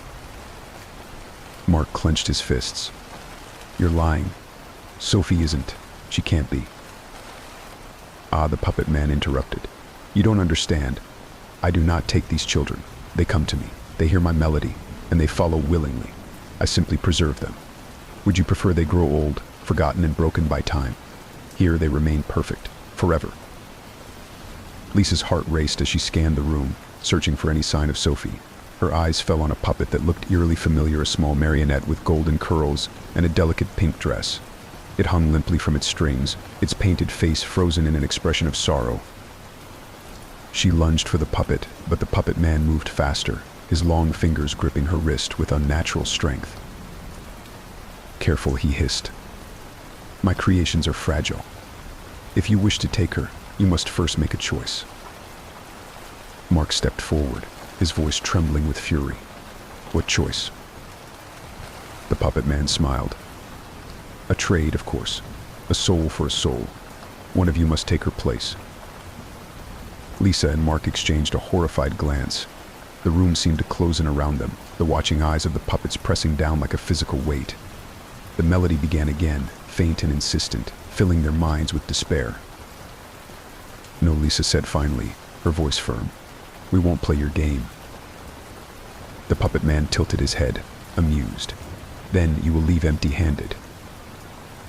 Mark grabbed a nearby carving knife and swung it wildly, cutting through the strings that held the puppets aloft. The puppet man shrieked, his movements growing frantic as the marionettes collapsed around him. Lisa seized the puppet that resembled Sophie and bolted for the door, Mark close behind her. The puppet man's screams followed them into the night. Back home, Lisa and Mark placed the puppet on the kitchen table, unsure of what to do. Its lifeless eyes stared back at them, unblinking. "We have to break the spell," Lisa said. "There has to be a way to bring her back." Mark nodded, though his hands shook. Together they searched through old books and records, desperate for answers. They found references to an ancient ritual, one that required blood and fire to sever the puppet man's hold. As they prepared the ritual, the puppet began to move. Its head turned slowly, its wooden lips parting. From its mouth came a voice, Sophie's voice. "Mommy? Daddy? Help me?" Lisa burst into tears, clutching the puppet to her chest. Mark hesitated, his face pale. What if this is a trick? What if it's not really her? "It's her," Lisa said fiercely. "I know it's her." The ritual required them to return to the puppet man's cabin. With Sophie's puppet in hand, they ventured back into the woods.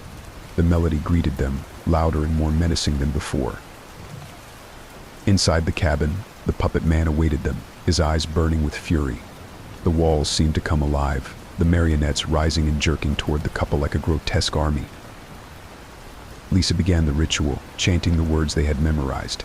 Mark fought off the advancing puppets, his knife flashing in the dim light. The puppet man lunged for Lisa, but she held her ground, her voice unwavering. The final words of the ritual echoed through the cabin.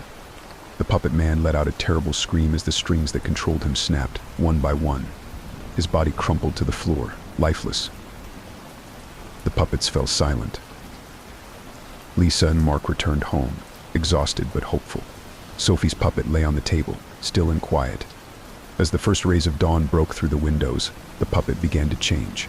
Its wooden limbs softened, its painted face melting away to reveal warm, living skin. Sophie opened her eyes and smiled. "Mommy? Daddy?" They embraced her, tears of relief streaming down their faces.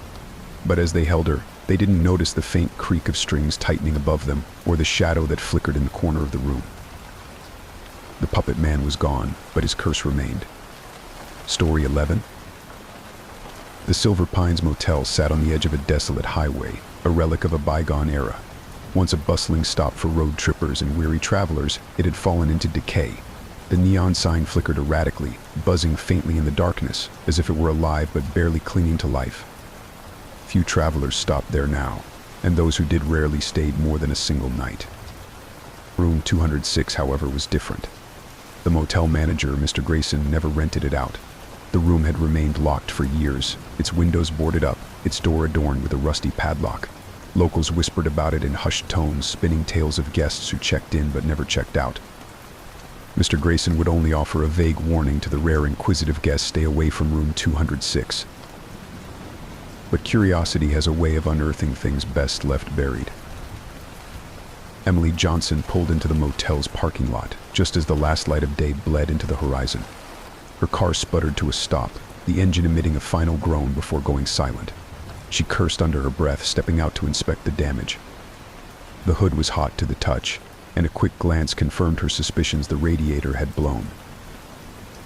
Looking up, she saw the neon sign for the Silver Pines Motel flickering weakly against the encroaching darkness. The place didn't look promising, but it was her only option for the night. She grabbed her bag from the car and made her way to the lobby. Inside, the air was stale and tinged with the faint smell of mildew. Mr. Grayson sat behind the counter, a man whose age was impossible to determine. His leathery skin and hollow eyes gave him the appearance of someone who had long since given up on anything resembling joy. "I need a room for the night," Emily said, trying to ignore the uneasy feeling that crept up her spine as his gaze lingered on her. Mr. Grayson nodded slowly. "Room 104, he said, sliding a key across the counter. Emily glanced at the key and then at the row of numbered hooks on the wall behind him. One was missing: 206. "What about that room?" she asked, pointing. Grayson's expression darkened. "That room's not for rent," he said curtly. "Stay away from it." Emily shrugged, taking the key to room 104. But her curiosity was piqued. What was so special about room 206? Emily settled into her room, which smelled faintly of mothballs and old cigarettes. The mattress was lumpy, the walls were thin, and the television emitted a high-pitched whine even when it was off. She tried to relax, but her thoughts kept returning to room 206. As the hours passed, the motel grew eerily quiet. The occasional sound of a passing car faded into nothingness, leaving Emily alone with her thoughts. She tried to sleep, but something kept gnawing at her, a faint sound, barely audible, like a soft whisper. She sat up in bed, straining to listen. The sound seemed to be coming from above her. Curious, she grabbed her flashlight and stepped out into the night. The hallway leading to room 206 was cold, the air carrying a faint metallic scent that made her stomach churn. The door was unremarkable, its faded paint peeling at the edges, but as Emily approached, she felt a strange pull, as if the room itself were drawing her closer. She pressed her ear to the door. At first, she heard nothing but the faint hum of the motel's old electrical wiring. But then, a voice, soft and trembling, it spoke directly to her. "Help. Please." Emily jerked back, her heart racing. She knocked on the door. "Hello? Is someone in there?" There was no answer, but the whisper came again, more urgent this time. "Please, help me." Her hands trembled as she reached for the doorknob, but it wouldn't budge. The padlock on the door was rusted but secure. Frustrated, she returned to her room, vowing to confront Mr. Grayson in the morning. The next morning, Emily cornered Mr. Grayson in the lobby. "I heard something in room 206 last night," she said. "Is someone in there?" Grayson's face paled. "You're mistaken," he said flatly. "That room is empty." "Then why was someone calling for help?" Grayson sighed heavily, rubbing his temples. "You're not the first guest to say that," he admitted. "But you'd do well to leave it alone. That room, it's cursed." Emily frowned. "Cursed? What does that even mean?" Grayson hesitated before speaking. "Years ago, there was an accident. A young couple stayed in room 206. Something happened, no one knows for sure what, but they were never seen again. The next morning, the room was locked from the inside, and when we finally broke it open..." He trailed off, his face a mask of anguish. Whatever we found wasn't human anymore. Emily stared at him, unsure whether to believe his story. Why not just tear the place down? Grayson shook his head. It's not that simple. The room, it won't let us. That night, Emily couldn't resist the pull any longer.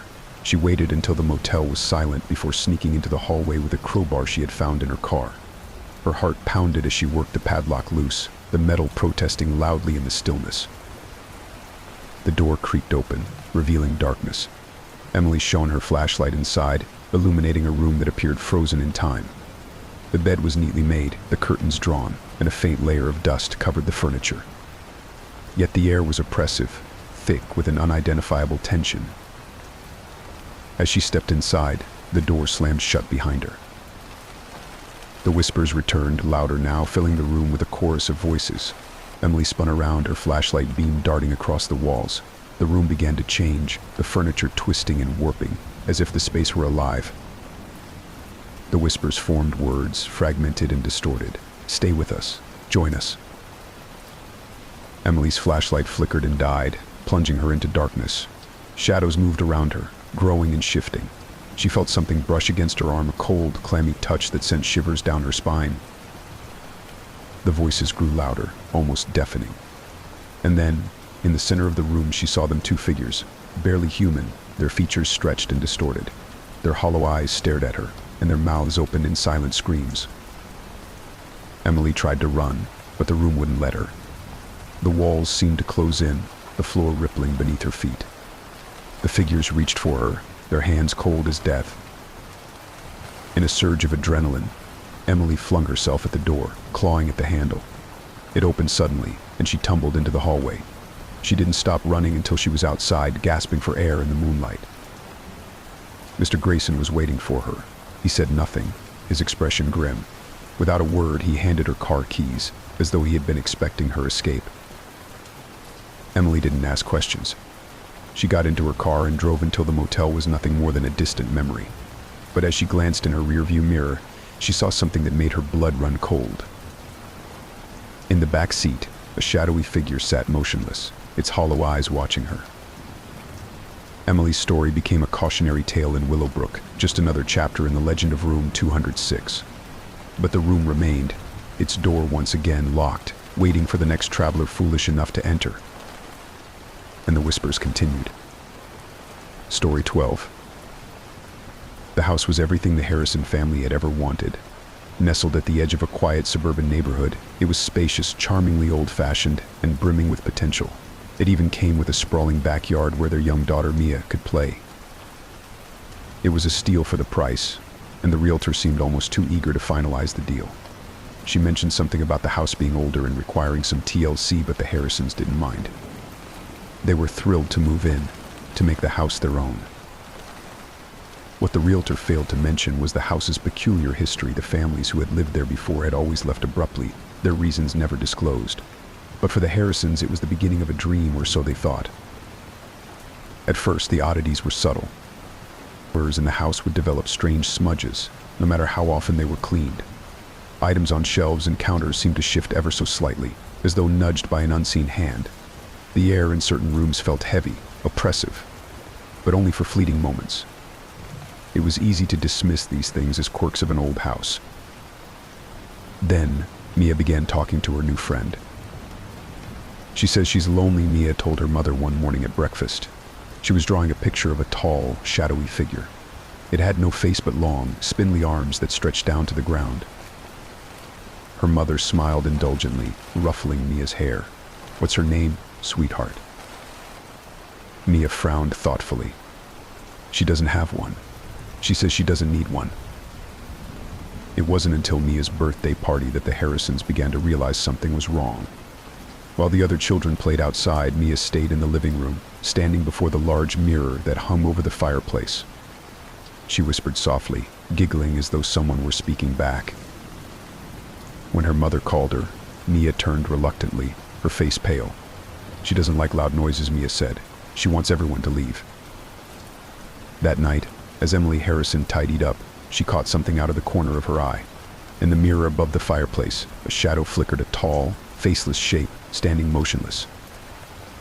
She spun around, heart racing, but there was nothing there. The incidents escalated. Every mirror in the house began to feel wrong. Reflections seemed delayed, slightly off, as though the person in the glass were moving a fraction of a second too late. Shadows appeared in corners where none should have been. The Harrison's dog, Max, refused to enter certain rooms, whining pitifully and baring his teeth at seemingly empty spaces. Mia, meanwhile, became more withdrawn. She spent hours in front of the mirror in her bedroom, speaking in hushed tones. When asked who she was talking to, she would simply smile and say, "My friend." Emily and her husband David began to argue. Emily wanted to call a priest, a medium, anyone who could explain what was happening. David, ever the skeptic, dismissed her concerns as paranoia. "It's an old house," he said. "We're just getting used to it." But Emily couldn't shake the feeling that something was watching them. One night, Emily decided to confront whatever was in the house. Armed with a flashlight, she went to Mia's room while her daughter slept. The mirror was old, its surface slightly warped, and Emily hesitated as she approached it. "Who are you?" she whispered, her voice trembling. "What do you want?" The mirror remained still, reflecting only her own pale face and the dim glow of the flashlight. She began to turn away, but then the reflection shifted. Her own face stared back at her, but it wasn't quite her. The eyes were wrong, darker, hollow. The lips curled into a cruel smile. A voice, low and guttural, whispered from the glass, "Get out." Emily stumbled back, dropping the flashlight. When she looked again, the mirror was normal, but she knew what she had seen. Emily tried to convince David to leave, but he refused. "We can't just run every time something weird happens," he said. "We've put everything we have into this house." Desperate, Emily reached out to a local historian, hoping to uncover the truth about the house's past. What she found chilled her to the core. The house had been built by a reclusive artist in the late 1800s, a man known for his fascination with the occult. His obsession with mirrors was well documented. He believed they were gateways to other dimensions. After his death, rumors spread that his spirit lingered, trapped within the glass. Emily returned home with the historian's notes, determined to convince David. But when she walked into the living room, she froze. Mia was standing in front of the fireplace mirror, her small hand pressed against the glass. Her reflection didn't match her movements. It stared straight ahead, its hollow eyes fixated on Emily. That night, the Harrisons experienced their worst nightmare. The mirrors in the house began to crack, one by one, spiderweb fractures spreading across their surfaces. The air grew icy and the oppressive presence became undeniable. Shadows slithered along the walls, coalescing into the shape Mia had described, a tall, faceless figure with impossibly long arms. It emerged from the largest mirror, its body rippling like liquid glass. Emily screamed, grabbing Mia and running to the kitchen, but the creature didn't follow. Instead, it stood motionless, its eyeless face turned toward David. The house trembled as the creature raised a hand, pressing it against the shattered glass. David shouted, raising a chair to defend himself, but the creature simply stepped back into the mirror and disappeared. The whispers, however, continued. "One must stay." Emily and David realized the truth. The entity was bound to the house, its prison sustained by the mirrors. It would not let them leave unless it claimed a soul. Emily was prepared to sacrifice herself to save her family, but David refused. "You take Mia and go," he said. "I'll deal with this." He took a hammer and began smashing every mirror in the house. The entity roared in fury, its shadow appearing in each fragment as the glass shattered. Emily grabbed Mia and fled outside, tears streaming down her face as the house shook violently. Behind her, she heard David's final cry. Emily and Mia never returned to the house. It stood abandoned for years, its windows boarded up, its once bright exterior now cloaked in decay. But Emily couldn't escape the entity entirely. Every time she looked into a mirror, she felt its presence, a flicker of movement just out of sight, a shadow that didn't belong. And at night, when the house was silent and the world was still, she would sometimes hear a whisper. "One must stay." Story 13. In a cobblestone village nestled deep in the English countryside, there stood a curious little shop, the kind people often walked past without truly noticing. Its windows were filled with clocks of every shape and size, their ticking forming a harmonious symphony that spilled into the street. Above the door, a weathered sign read Hollister's Clockworks.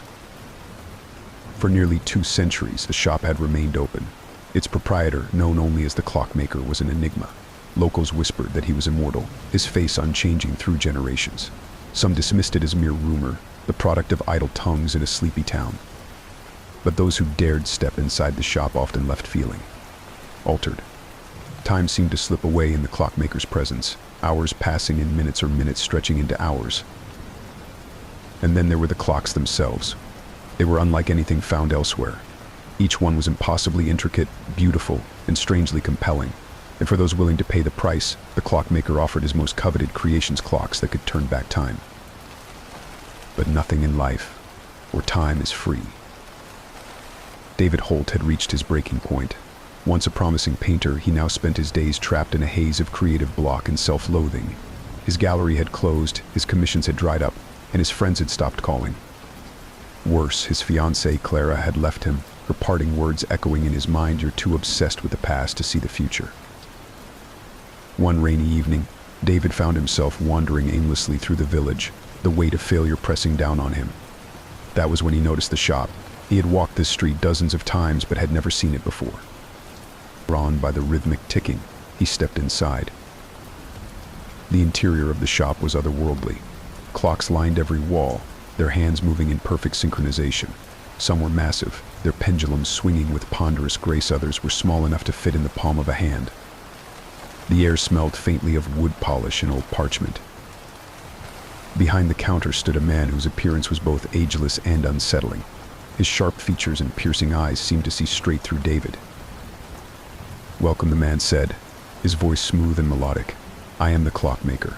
How may I assist you?" David hesitated, feeling foolish for even stepping inside. But the clockmaker's gaze held him captive. Before he could stop himself, he blurted, "Can you help me fix my life?" The clockmaker smiled faintly. "Life is not so easily repaired, my friend, but time can be adjusted." David frowned. "What do you mean?" The clockmaker gestured to a display case behind him.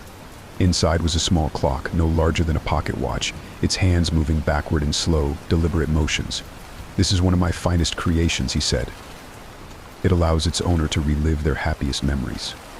A gift for those who yearn for the past." David's heart leapt.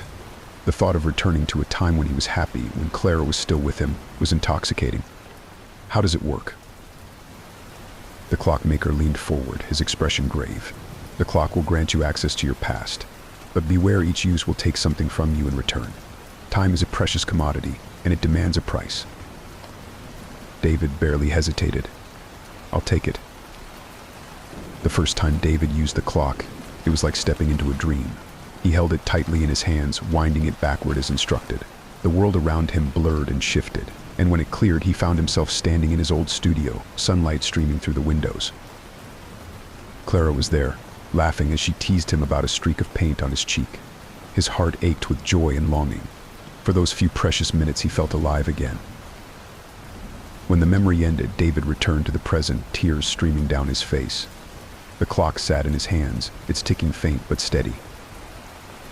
At first, David didn't notice the price. He used the clock sparingly, reliving his happiest days with Clara or revisiting moments of triumph from his early career. Each time, the memories felt more vivid, more real, and he grew increasingly dependent on the clock's magic. But then the changes began. His hands trembled when he painted, his strokes less steady than before. He forgot small details, names, dates, the faces of old friends, and the more he used the clock, the worse it became. His reflection in the mirror showed a man prematurely aged, his hair streaked with gray, his eyes sunken. Desperate, he returned to the clockmaker. "You didn't tell me it would do this," David said, his voice shaking. The clockmaker regarded him with cool indifference. "I told you there would be a price. Time is not infinite, Mr. Holt. Every moment you relive is a moment taken from your future." Determined to stop the clock's curse, David began researching the clockmaker's history. He uncovered fragments of old records and whispered rumors, stories of a man who had lived for centuries, sustained by the time stolen from others. The truth was horrifying. The clockmaker wasn't just a craftsman, he was a parasite, feeding on the life force of his customers. Every second they rewound was added to his own lifespan, allowing him to remain immortal. David realized that destroying the clock might be his only chance to break free. But as he prepared to smash it, the whispers began. The clock spoke to him, its voice soft and insidious. Destroy me, and you destroy your memories. You'll forget her. You'll forget everything. David hesitated. The thought of losing Clara, even in memory, was unbearable, but he knew he couldn't continue like this. Summoning his courage, he smashed the clock against the floor. For a moment, silence reigned. Then the pieces began to tremble, pulling themselves back together with an unnatural force. The clock reassembled itself, its ticking louder than ever. David stormed back to the shop, clock in hand, determined to confront the clockmaker. But when he entered, the shop was empty. The walls were bare, the ticking silenced. It was as though the shop had never existed. And yet the clock remained in his hands, its hands spinning wildly. Years later, David's body was found in his old studio, his features withered beyond recognition. In his hands was the clock, its face frozen at midnight. The shop reappeared soon after, its windows filled with clocks once more. The clockmaker stood behind the counter, as ageless as ever, waiting for his next customer. Story 14. The fishing village of Driftwood Cove had always seemed timeless. Its rocky shores were battered by waves, its cottages perched precariously on cliffs, and its residents lived by the rhythm of the sea. Generations had thrived there, bound by a shared history of seafaring, superstition, and survival. But something else thrived in Driftwood Cove, something older and darker than the village itself. Every few years, a haunting melody would drift across the waters at night. Those who heard it claimed it was the most beautiful sound they'd ever known, a song so alluring it called to something deep inside them. Some said it came from the ocean itself, a voice in the waves. Others whispered of sirens, creatures from legend who lured sailors to their doom. And then there were the disappearances. Every time the song was heard, someone from the village would vanish, leaving behind only footprints in the sand that led straight into the sea. Caleb Morgan was no stranger to the sea's dangers. A lifelong fisherman, he had lost friends and family to storms, sickness, and the unpredictable cruelty of the waves. But nothing had prepared him for the loss of his younger brother, Jonah. Jonah had disappeared on a moonlit night, the haunting melody washing over the village like a tide. Caleb remembered waking to find his brother's bed empty, the front door of their cottage wide open. He followed Jonah's footprints to the shoreline, where they vanished into the surf. The villagers had said it was the sirens, their voices calling Jonah to his death. Caleb didn't believe in fairy tales, but he couldn't explain what had happened. All he knew was that the song haunted him now, playing over and over in his mind. He vowed to uncover the truth. It was a year to the day since Jonah's disappearance when the melody returned. Caleb was out on his fishing boat, the Sea Star, mending nets under the light of a full moon. The sea was calm, the village lights twinkling faintly in the distance. And then he heard a voice rising from the waves, haunting and impossibly beautiful. The melody wrapped around him, pulling at something deep and primal. He dropped his nets, standing transfixed as the song grew louder, clearer. It wasn't just a sound, it was a promise, a beckoning. Caleb shook himself free, his heart pounding. He knew this was the same song Jonah had heard, and he knew he couldn't ignore it. He steered the Sea Star toward the source of the melody, the oars cutting through the water with quiet urgency. The song led Caleb to a hidden cove, its entrance partially obscured by jagged rocks and crashing waves. At the far end of the cove, the mouth of a cave yawned open, dark and foreboding.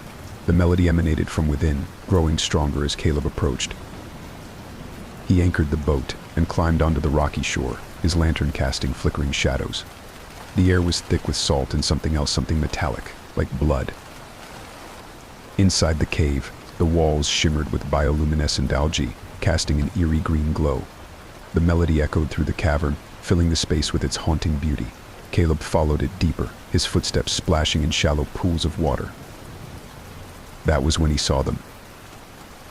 3 figures emerged from the shadows, their forms both mesmerizing and grotesque. At first glance, they appeared human women with flowing hair and delicate features, but their eyes were black as the abyss, and their mouths were lined with rows of needle-sharp teeth.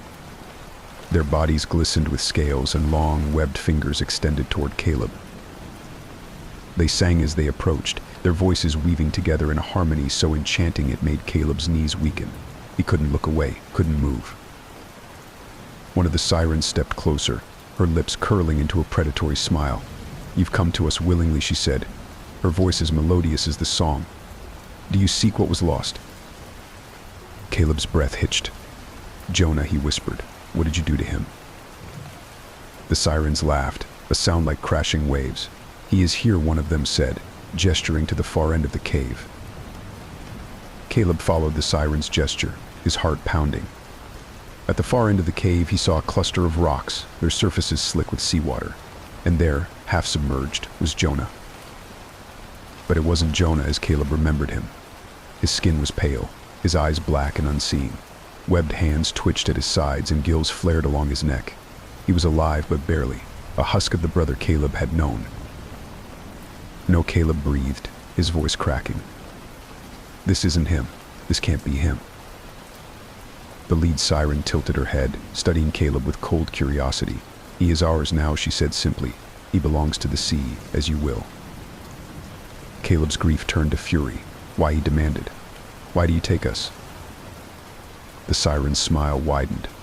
"We feed," she said, as if it were the simplest answer in the world. "Your kind sustains us. Your despair, your longing, it gives us life." Caleb knew he couldn't fight the sirens, not with their song pulling at his mind, not with Jonah's lifeless form staring back at him. But he couldn't leave without trying. "Take me instead," he said, his voice trembling. "Let Jonah go, and I'll stay." The sirens exchanged glances, their black eyes gleaming. "Betrayed," one of them mused. "How quaint. But what would you offer that is worth more than what we already have?" Caleb faltered. "My soul," he said finally. "Take my soul, my life, whatever you need. Just let him go." The lead siren stepped closer, her webbed hand brushing Caleb's cheek. "You cannot bargain with what we already own," she said softly. "You are already ours." As the sirens closed in, Caleb's hand brushed against something cold and metallic in his pocket. His fishing knife. A memory flashed in his mind, his father's voice, teaching him to resist the pull of the sea when the ocean calls. Don't listen. Fight it with everything you have. Summoning every ounce of willpower, Caleb plunged the knife into the palm of his hand. The sharp pain cut through the fog of the siren's song, and for a moment the melody faltered. The sirens hissed in fury, their harmony breaking into discord. Caleb seized the moment, grabbing Jonah's limp body and dragging him toward the cave's entrance. The sirens lunged, their claws raking the air inches from Caleb's back. But as he reached the open water, the rising sun cast its light into the cave. The sirens recoiled with screams of rage, retreating into the shadows. Caleb returned to Driftwood Cove, Jonah's lifeless body cradled in his arms. The villagers stared in silence, their faces pale. They had seen this before. They knew Jonah was gone in every way that mattered. But Caleb had survived, and though the melody no longer haunted the village, Caleb heard it still soft, insistent, always just out of reach. The sirens had let him go, but the sea had claimed him all the same. Story 15. Every 50 years, the forgotten carnival appeared without warning. It arrived in the dead of night, its striped tents and wooden wagons materializing as if conjured from thin air. By sunrise, the sleepy townspeople would find it waiting on the outskirts, a maze of lights and laughter beckoning them inside. For 3 days, the carnival was a wonderland. Its attractions defied explanation, a hall of mirrors where reflections moved on their own, a carousel whose music seemed to pull at the heart, and performers who never seemed to age. But on the 4th night, the carnival disappeared as mysteriously as it arrived. And with it, children always went missing. The town of Red Hollow had its own whispers about the forgotten carnival. Its last appearance half a century ago had left scars. Families who lost children refused to speak of it, and parents passed down a single warning: never enter the carnival after dark. But warnings are often ignored. The carnival returned to Red Hollow on a foggy September night. No one saw the wagons arrive or the tents go up, but by dawn it was there, bright, colorful, and alive with movement. The town was abuzz with excitement, children begging their parents to let them go. Among them were a group of friends: Sarah, Tom and Ben, high school seniors restless in their small town. The carnival was the most exciting thing to happen in years, and they had no intention of missing it. As they approached the grounds that evening, the lights of the carnival danced against the darkening sky. The air was filled with the scent of popcorn and spun sugar, and the distant strains of carnival music tugged at their feet, urging them forward. At the entrance stood a man dressed in a tattered ringmaster's coat. His face was pale, his smile too wide. He bowed deeply as the group approached. "Welcome, welcome," he said, his voice smooth and lilting. "Step inside and experience the wonders of the forgotten carnival."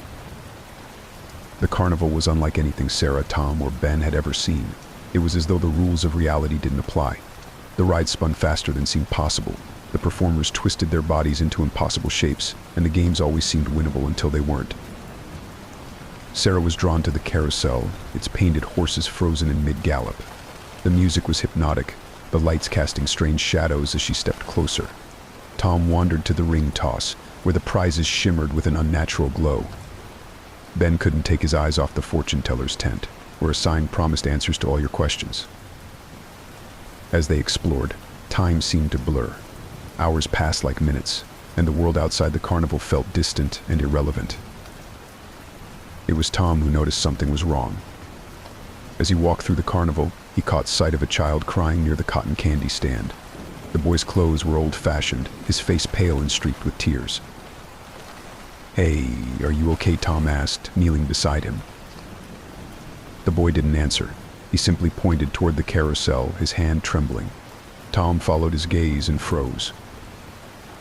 The riders on the carousel weren't moving. They were children, their faces frozen in terror, their bodies fused with the painted horses. The carousel spun on, the music cheerful and haunting. Tom backed away, his stomach churning. "We need to get out of here," he muttered, searching for his friends. Meanwhile, Sarah had ventured into the Hall of Mirrors. The maze of reflections was disorienting, the glass warped and twisted. She felt as though she were being watched, the eyes in the mirrors following her every move. She stopped in front of one mirror, her reflection staring back at her. But as she turned to leave, the reflection stayed put. It smiled, a slow, malicious grin that spread across its face like a crack in glass. "You shouldn't be here," it whispered, the voice coming from everywhere and nowhere. Sarah stumbled backward, her breath hitching as the reflections around her began to move, their faces distorted and hungry. She ran, her footsteps echoing as the mirrors stretched on endlessly. Ben, lured by curiosity, had entered the fortune teller's tent. The woman inside was ancient, her skin like parchment and her eyes clouded with cataracts. She beckoned him forward, her bony fingers brushing the cards spread before her. "You want answers," she said, her voice dry as dust. "But are you prepared for the cost?" Ben hesitated, but his curiosity won out. "What is this place?" he asked. "What's really going on here?" The fortune teller's expression darkened. "This is no carnival," she said. "It is a trap, a prison. The performers, the rides, the games, they feed on you. On your time, your energy, your youth. And once you enter, you cannot leave." Ben's blood ran cold. "How do we escape?" The fortune teller leaned in, her breath foul. "Destroy the heart of the carnival," she said. "The carousel.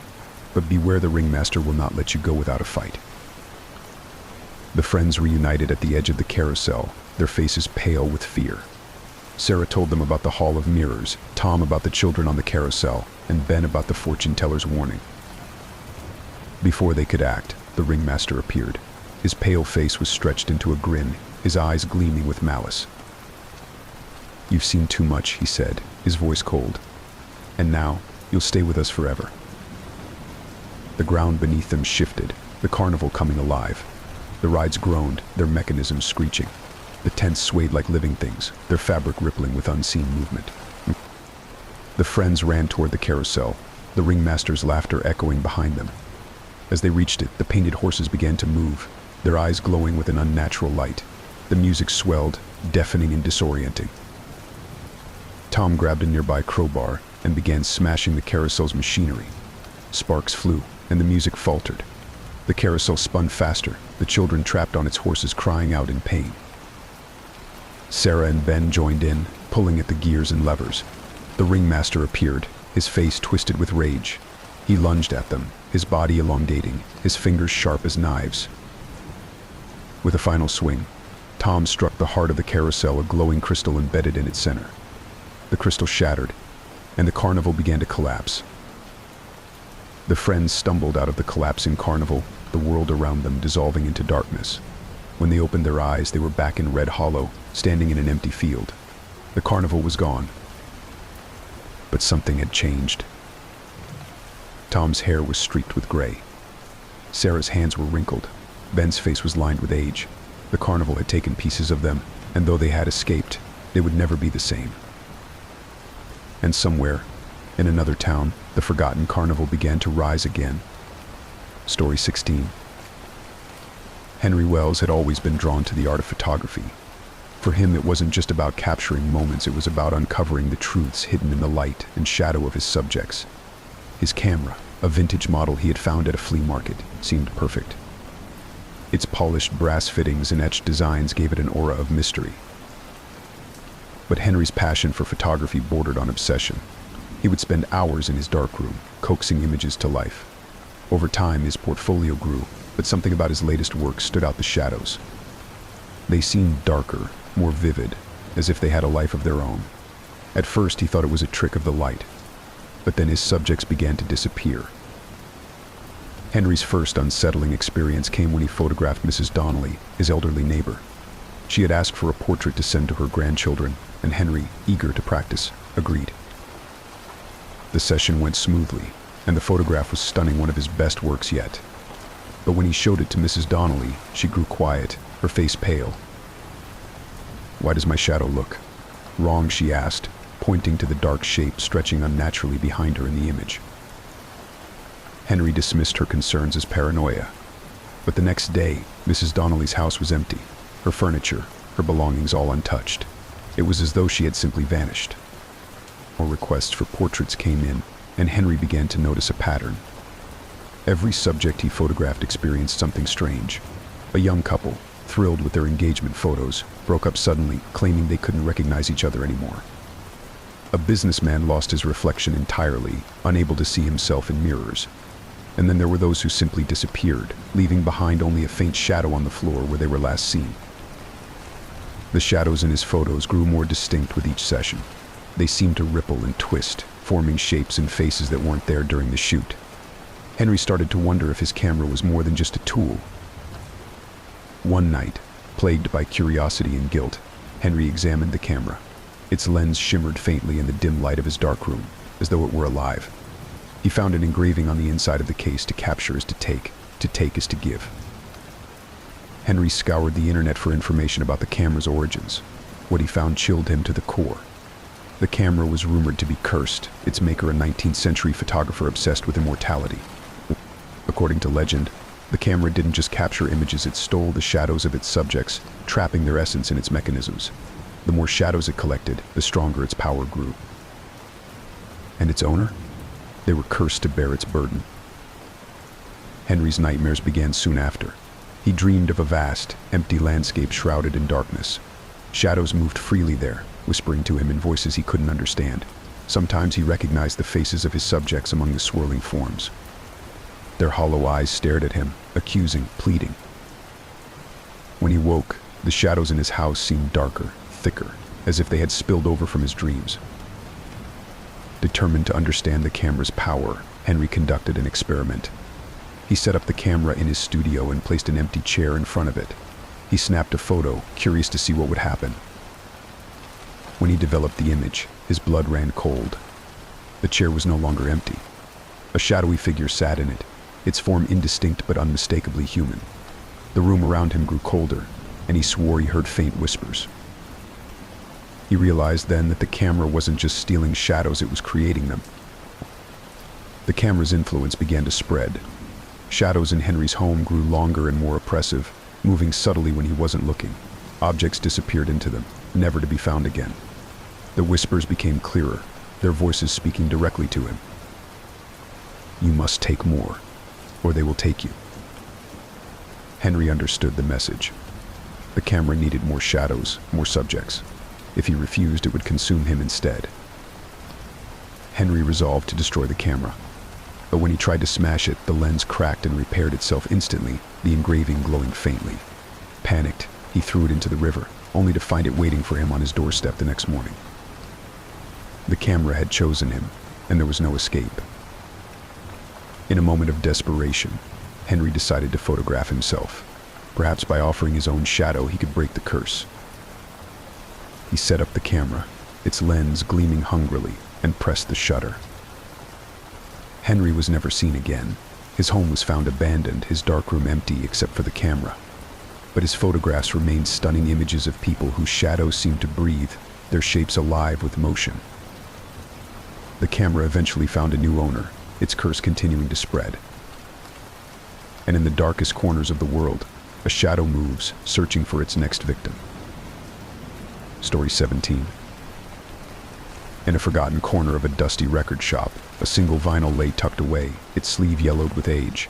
There were no markings on its cover, no artist name or track listing, only a cryptic phrase written in faded ink: "Hear and be heard." The shop's owner, a grizzled old man who had seen countless relics pass through his hands, refused to sell it.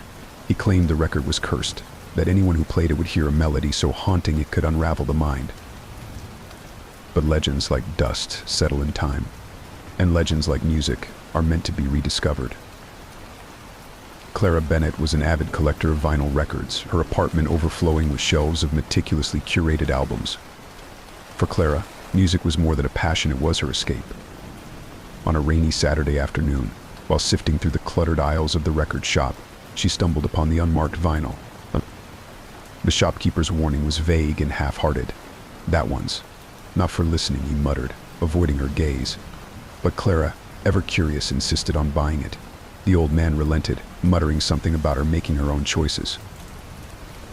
When Clara returned home, she carefully placed the record on her turntable. As the needle touched the groove, the room seemed to hold its breath. The music began, soft and lilting, like a lullaby sung in a forgotten language. The melody was hauntingly beautiful, and Clara felt an overwhelming sense of nostalgia, as though she were hearing a song from a dream she couldn't quite remember. But then the whispers started. At first, Clara thought the whispers were part of the recording, faint, overlapping voices that rose and fell with the melody. But the more she listened, the more distinct they became. They weren't singing. They were speaking. "Clara, can you hear us?" She froze, her heart pounding. The record continued to play, but the whispers grew louder, closer. She turned off the turntable, but the voices didn't stop. "Clara, please help us." Her apartment was silent, save for the faint echo of the voices in her mind. She tried to dismiss it as her imagination, the product of an eerie song. But when she glanced at the record, she noticed something strange. Faint scratches had appeared on its surface, forming what looked like words. The scratches were difficult to read, but with a magnifying glass, Clara deciphered them. Find the others. Clara felt a chill run down her spine. Who were the others? And why did the record seem to be addressing her? Determined to uncover the truth, she began researching the record's origins. Her searches turned up nothing: no record label, no artist, no trace of its existence. But she found an online forum where collectors discussed haunted vinyls. One user mentioned a similar record that had driven its owner to madness, claiming the music was a vessel for trapped souls. Clara dismissed the story as urban legend, but the whispers haunted her. At night, she heard them in her dreams, a chorus of pleading voices calling out to her. The next time Clara played the record, the world around her seemed to shift. The air grew heavy, and the shadows in her apartment stretched unnaturally long. As the melody played, a vision unfolded before her: a dimly lit room filled with people, their faces pale and drawn. They sat in a circle, hands joined, chanting softly. In the center of the room lay the record, its grooves glowing faintly. One by one, the people looked up at Clara, their hollow eyes filled with desperation. "Free us," they whispered. "Break the cycle." The vision ended abruptly, leaving Clara gasping for breath. The record spun silently on the turntable, its melody replaced by the faint sound of static. Clara's research led her to an old newspaper article about a seance gone wrong in the 1950s. A group of spiritualists had attempted to contact the dead, using music as a medium. The seance ended in tragedy when the house caught fire, killing everyone inside. The record, it was said, survived the flames. Clara realized the people in her vision were the spiritualists, their souls somehow bound to the record. The music was their prison, and every time it played, it opened a doorway between their world and hers. But the curse didn't end there. The record was a parasite, feeding on those who listened to it. Clara noticed she was becoming more forgetful, her memories slipping away like water through her fingers. She knew the record was stealing pieces of her.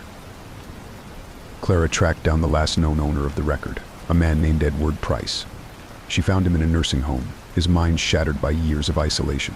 When she mentioned the record, his eyes widened in fear. "You have to destroy it," he rasped, clutching her hand. "It'll take everything from you. Your memories, your soul. It won't stop until there's nothing left." But how, Clara asked. "How do I destroy it?" Edward shook his head. "You can't. It's bound to the music. To them. They won't let it go." Desperation drove Clara to try everything. She burned the record, only to find it intact the next morning, sitting on her turntable. She smashed it with a hammer, but the pieces reassembled themselves before her eyes. The whispers grew louder, more insistent. The visions became more vivid, showing Clara glimpses of the spiritualists' lives before the seance. She saw their hopes, their fears, their desperation to connect with something beyond death. The record didn't just trap their souls, it fed on them, just as it was now feeding on Clara. Clara realized that to break the curse, she would have to finish what the spiritualists started. Using the notes she had gathered, she recreated their seance in her apartment. She lit candles, placed the record in the center of the circle, and played the melody one final time. As the music filled the room, the air grew icy, and the shadows coalesced into figures. The spiritualists appeared around her, their forms flickering like dying flames. "You've come to free us," one of them said, their voice barely audible over the melody. Clara nodded, her hands trembling. "What do I need to do?" "You must take our place," they whispered. "No." Clara refused at first, but the spiritualists explained the truth: the record could not be destroyed. It was a vessel, a bridge between the living and the dead. To break the curse, someone had to guard it, ensuring it was never played again. Clara made her choice. When the seance ended, the spiritualists were gone, their souls finally at rest. The record sat silent on the turntable, its grooves lifeless. Clara packed it away, hiding it where no one would find it. Years later, in a forgotten corner of a dusty record shop, a single vinyl lay tucked away, its sleeve yellowed with age, and on its cover, written in faded ink, were the words "Hear and be heard." Story 18. The Silent Carnival was a name whispered in stories told by drifters and travelers, tales dismissed as myths by those who heard them. It was said to appear without warning in the forgotten corners of the world: abandoned lots, empty fields, derelict towns. Unlike any carnival, it made no noise. No barkers called for customers, no music played, no laughter echoed. The Silent Carnival did not seek customers. It sought performers. Oscar Beltran had always dreamed of fame. As a mime artist, he had spent years performing on street corners, trying to captivate passing crowds with his silent gestures and painted expressions. But in a world filled with noise, his art was often overlooked. Oscar's life was unraveling. Rent was overdue, his equipment was falling apart, and his performances drew smaller and smaller crowds. One night, after yet another fruitless attempt to entertain disinterested onlookers, he found himself wandering aimlessly through the city's empty streets. That was when he saw it. A carnival unlike any he had ever seen. Its tents were pale and tattered, their flags fluttering in a wind that didn't exist. The air was cold, and the stillness was deafening. Oscar, drawn by desperation and curiosity, stepped through the gates. Inside, the carnival was an eerie tableau. Performers moved soundlessly, their expressions blank as they danced, juggled, and twisted their bodies into impossible shapes. The rides turned without creaking, the games operated without the clatter of balls or the ring of bells. It was beautiful and terrifying. At the heart of the carnival stood a grand stage, its curtains shimmering like liquid silver. As Oscar approached, they parted, revealing a tall figure in a faded ringmaster's coat. The man's face was obscured by a mask, its surface blank and featureless. The ringmaster gestured for Oscar to step forward. He obeyed, his heart pounding. "You seek an audience," the ringmaster said, his voice a low, resonant whisper. I can give you one that will never look away." Oscar hesitated. "What's the price?" The ringmaster's mask seemed to tilt, as if smiling. "Your voice. In this carnival, you will never need it." Oscar, desperate for recognition, agreed.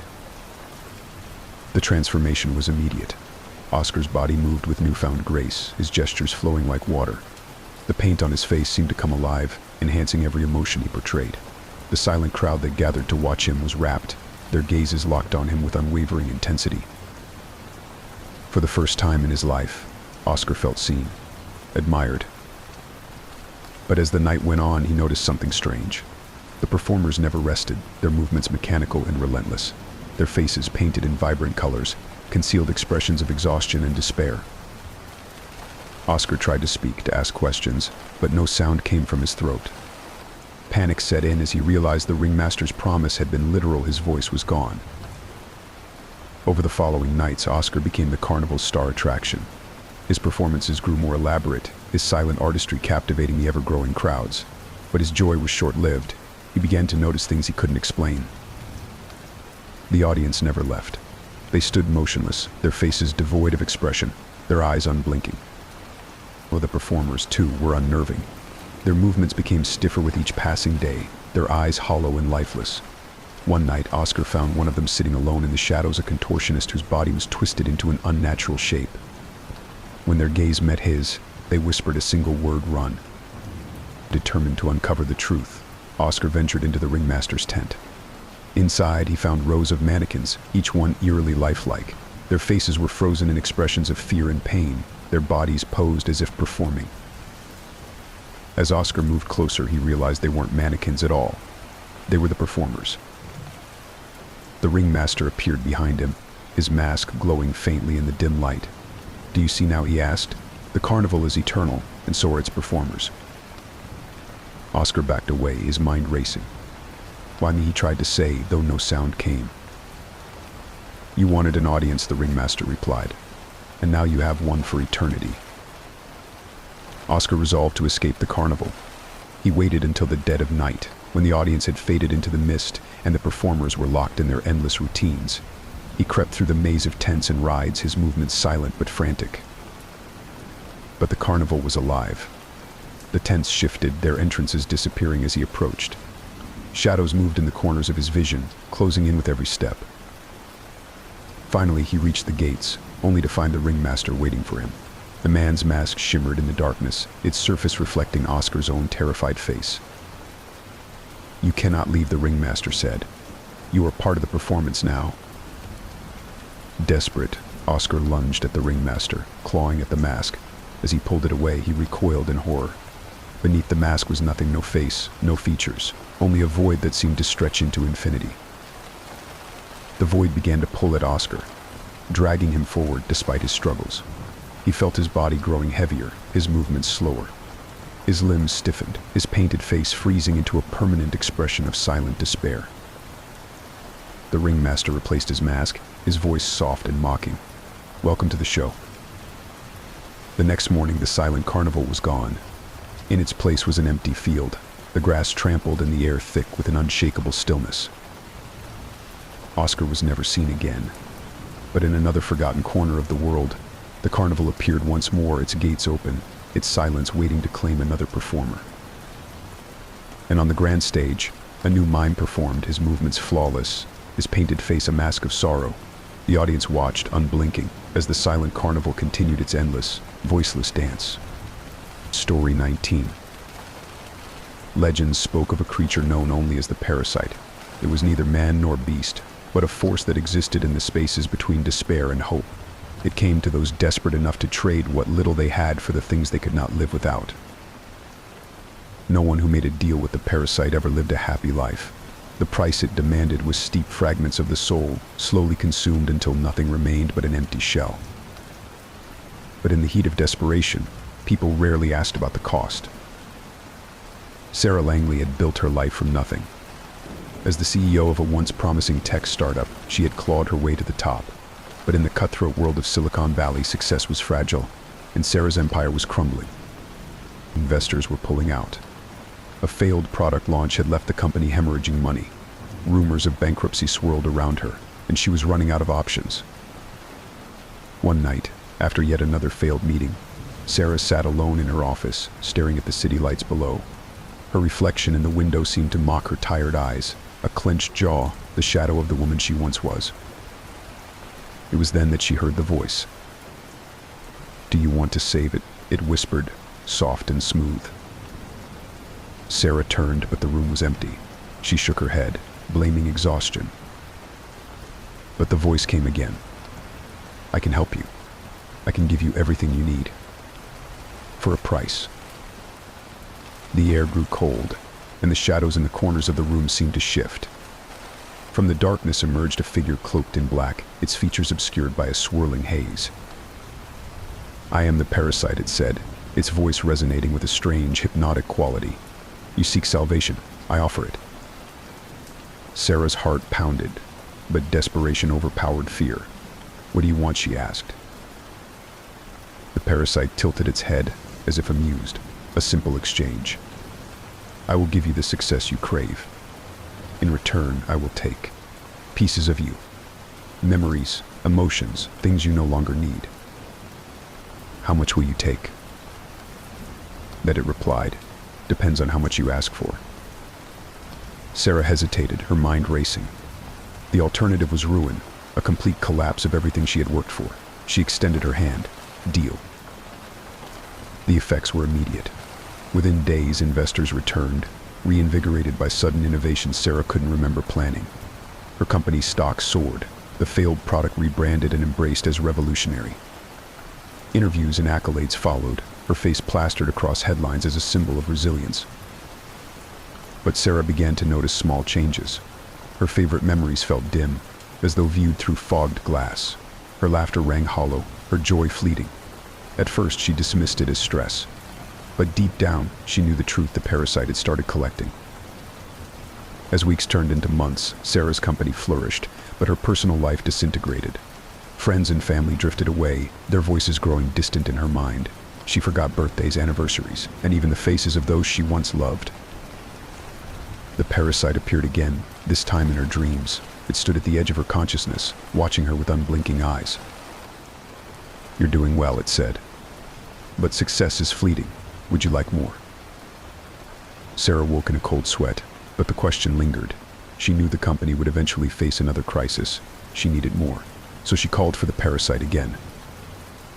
When the parasite returned, it was larger, its shadowy form more oppressive. "You know the terms," it said. Sarah nodded, her voice trembling. "Take whatever you need." This time the toll was heavier. Her creativity faltered, her empathy waned. She became a machine of efficiency, calculating and cold. Employees whispered about her transformation, but no one dared confront her. Her company soared to unimaginable heights, but Sarah's nights were filled with emptiness. She no longer felt pride in her achievements, only a gnawing hunger for more. By the third year, Sarah was unrecognizable. Her reflection in the mirror was gaunt, her eyes sunken. Memories of her childhood, her friendships, her first love, they were all gone. She couldn't recall her mother's voice or the warmth of her father's embrace. The parasite had taken them all. "You're almost empty," it whispered one night. "There's little left for me to take." Sarah stared at the shadowy figure, her voice shaking with anger and fear. "You never told me this would happen." The parasite's laughter was soft but cruel. "You never asked." When the next crisis struck, an aggressive takeover attempt by a rival company, Sarah had nothing left to bargain with. The parasite appeared in her office, its form now monstrous, tendrils of shadow coiling around her desk. "You have nothing left to give," it said. "But there is one final trade." "What?" Sarah whispered. "Your soul," the parasite replied. "Give me your essence and I will ensure your empire lasts forever." Sarah's mind reeled. Without a soul, what would she become? Could she even be called human? But the thought of losing everything, of being remembered as a failure, was unbearable. She extended her hand one last time. Sarah's company became unstoppable, dominating markets and reshaping industries. She was hailed as a visionary, a genius, but Sarah was gone. What remained was a hollow shell, a being driven only by ambition and greed. Her eyes were lifeless, her voice monotone. Employees whispered that she no longer seemed human, her movements too precise, her decisions too calculated. In her dreams, the parasite waited, its voice a constant whisper. "You are mine now," it said, "and you will serve me well." Years later, Sarah's name was still revered, but no one knew the truth of what she had become. She wandered the halls of her company, a shadow of the woman she once was, her soul forever bound to the parasite. And in another city, another desperate soul sat alone, whispering into the darkness, asking for help. The parasite listened, its hunger insatiable. Story 20. The dollhouse was exquisite, a miniature Victorian manor crafted with painstaking detail. Every window had lace curtains, every tiny chair was upholstered, and every room held furniture so finely carved it seemed alive. It had belonged to countless families over the years, passed down from generation to generation, and with each family the dollhouse left behind whispers of tragedy. No one knew where the dollhouse had come from, but its reputation followed it. Children who played with it claimed the dolls moved on their own, their porcelain faces turning to watch. Strange things happened in the homes that kept it, objects misplaced, doors slamming in the middle of the night, shadows flickering in the corner of the eye. Yet the dollhouse remained beautiful, captivating. It was the kind of treasure no one could resist. The Sinclair family was no exception. Emily Sinclair, a single mother with 2 children, 10-year-old Lily and 7-year-old Max, found the dollhouse in an antique store while furnishing their new home. Lily was instantly enchanted by it, her eyes lighting up as she ran her fingers over its delicate features. "Can we get it, Mom?" "Please," Lily begged, her voice full of excitement. Emily hesitated. The dollhouse was beautiful, but something about it unsettled her. The way the tiny windows gleamed in the shop's dim light felt almost watchful. But she relented. It was just a dollhouse, after all. The dollhouse quickly became Lily's favorite possession.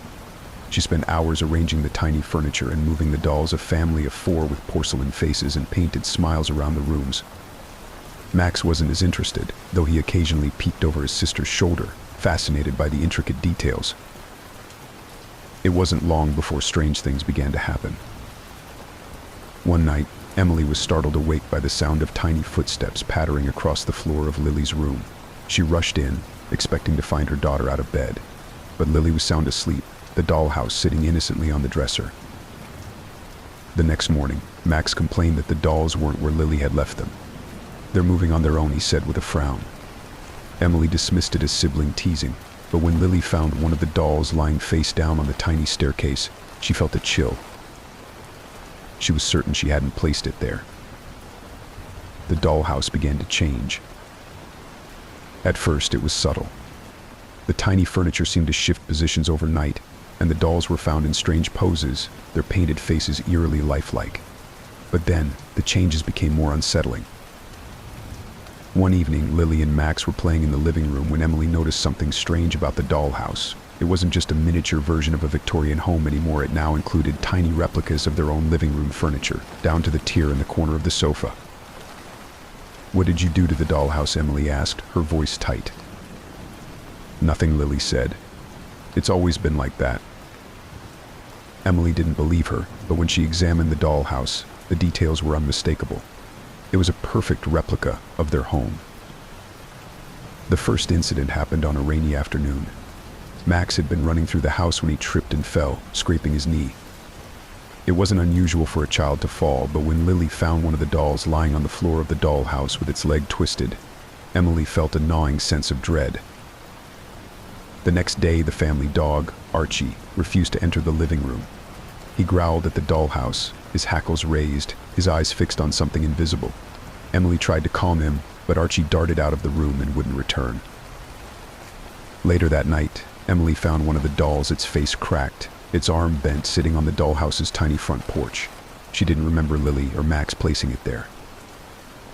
Lily's behavior began to change. She spent more time with the dollhouse, talking to the dolls as though they could hear her. One evening, Emily overheard her daughter whispering, "They said we're supposed to stay." "Who said that?" Emily asked, stepping into the room. "The family," Lily replied, pointing to the dolls. "They want us to live with them." Emily felt a chill run down her spine. She tried to take the dollhouse away, but Lily cried and screamed, clutching it as though it were a lifeline. Max grew quieter as well. He began drawing pictures of the dollhouse, his crayon lines jagged and dark. In every drawing, there were shadowy figures standing behind the windows. Emily began researching the dollhouse's history. She discovered stories of its previous owners, families who had suffered strange and tragic fates. Fires, disappearances, accidents all linked to the dollhouse. She learned that the original owner, a reclusive craftsman named Elias Grayson, had built the dollhouse as a shrine to his deceased family. Rumors suggested he had performed dark rituals, binding their souls to the dolls. Terrified, Emily decided to destroy the dollhouse. But when she entered Lily's room, she found her daughter sitting perfectly still, staring at the dollhouse. The dolls inside were posed around a tiny dinner table, their painted faces eerily familiar. "Mom," Lily said without turning. "They look like us." Emily grabbed the dollhouse and ran to the backyard, ignoring Lily's screams of protest. She doused it in gasoline and lit a match, but as the flames consumed the dollhouse, she felt an unbearable heat radiate through the air. From the flames rose shadowy figures, their forms flickering like firelight. They surrounded Emily, their voices a cacophony of whispers. "You cannot destroy us," they said. "We are the house. We are the family." Emily fell to her knees, the flames consuming the dollhouse and the shadows disappearing into the night. The Sinclair family moved out of the house shortly after, but the damage had been done. Lily refused to speak about the dollhouse, and Max's drawings became darker and more disturbing. Emily tried to rebuild their lives, but a piece of their family felt irreparably lost. Years later, in another town, an antique store displayed a beautiful Victorian dollhouse in its window. A young girl pressed her hands to the glass, begging her parents to buy it. Inside the dollhouse, a tiny family of dolls waited patiently. Story 21. The faceless plague began quietly, whispered in the shadows of hospitals and morgues. At first it seemed like a strange rumor, people losing their faces overnight.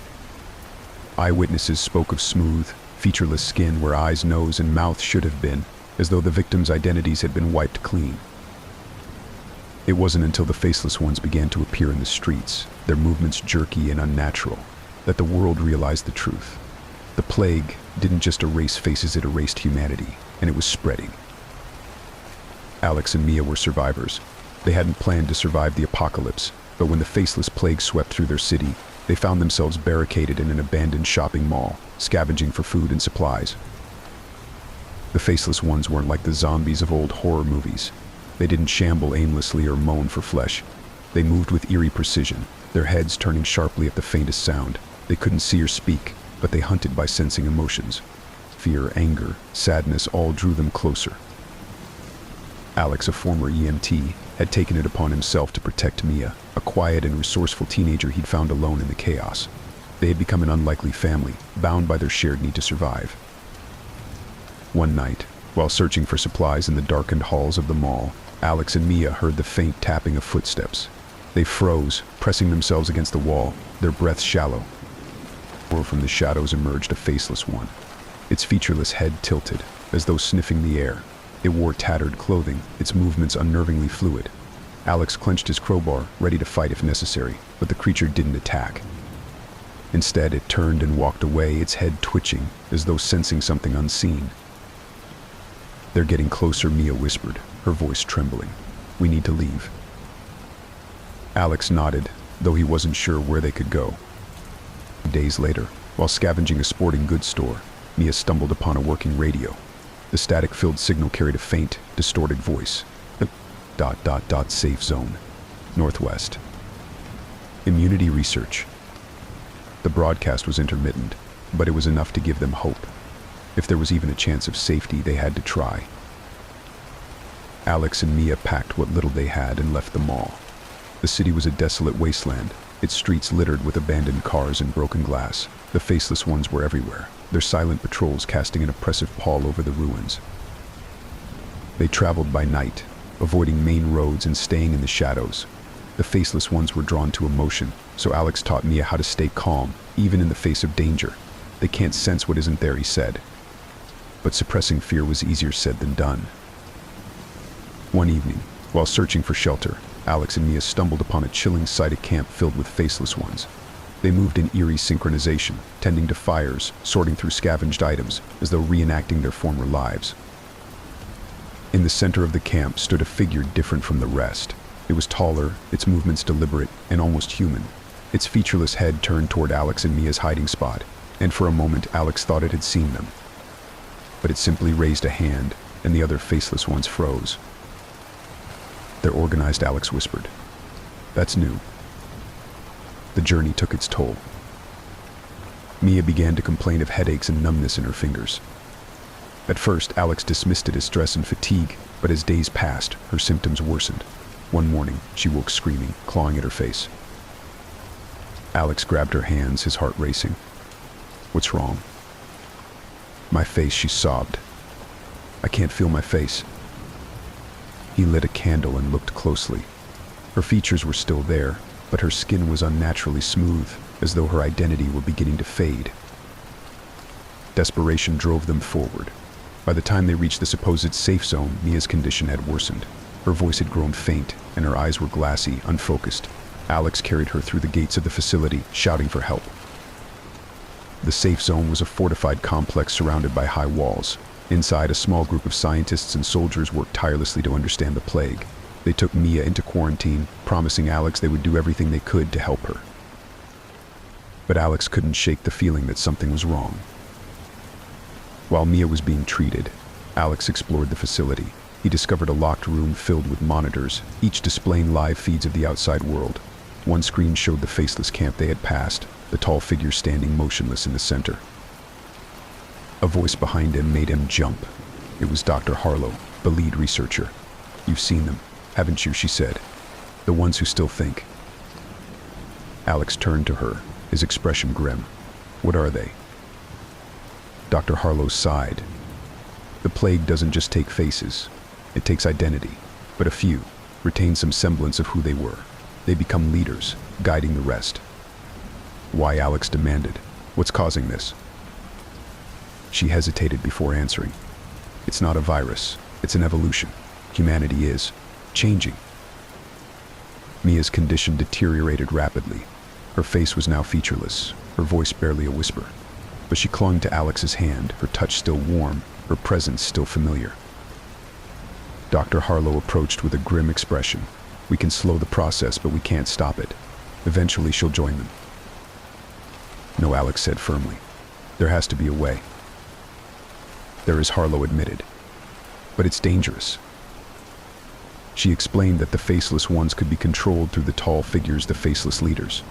If they could capture one and study it, they might find a way to reverse the process. But the mission would be a death sentence. Alex didn't hesitate. "I'll do it."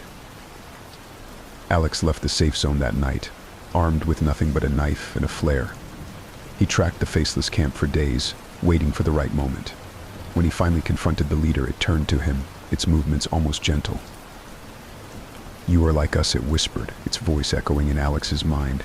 "You fear losing yourself. But we are free."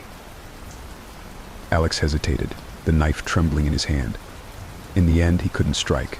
The faceless leader raised a hand, and the world went black. When Alex woke, he was back at the safe zone, but something had changed. The scientists avoided his gaze, and the mirrors in the facility reflected nothing but a blank face. Mia's voice greeted him, soft and distant. "Alex, is that you?" But Alex could no longer answer.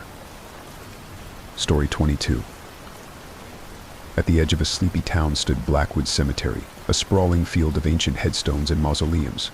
For centuries, it had been a place of rest for the dead and a place of unease for the living. The townsfolk spoke of a watcher, an enigmatic figure who appeared at twilight, wandering between the graves. No one knew who the watcher was, only that they had always been there. Some claimed the watcher was a spirit, bound to the cemetery by some forgotten tragedy. Others believed they were the cemetery's caretaker, sworn to protect it from vandals and grave robbers.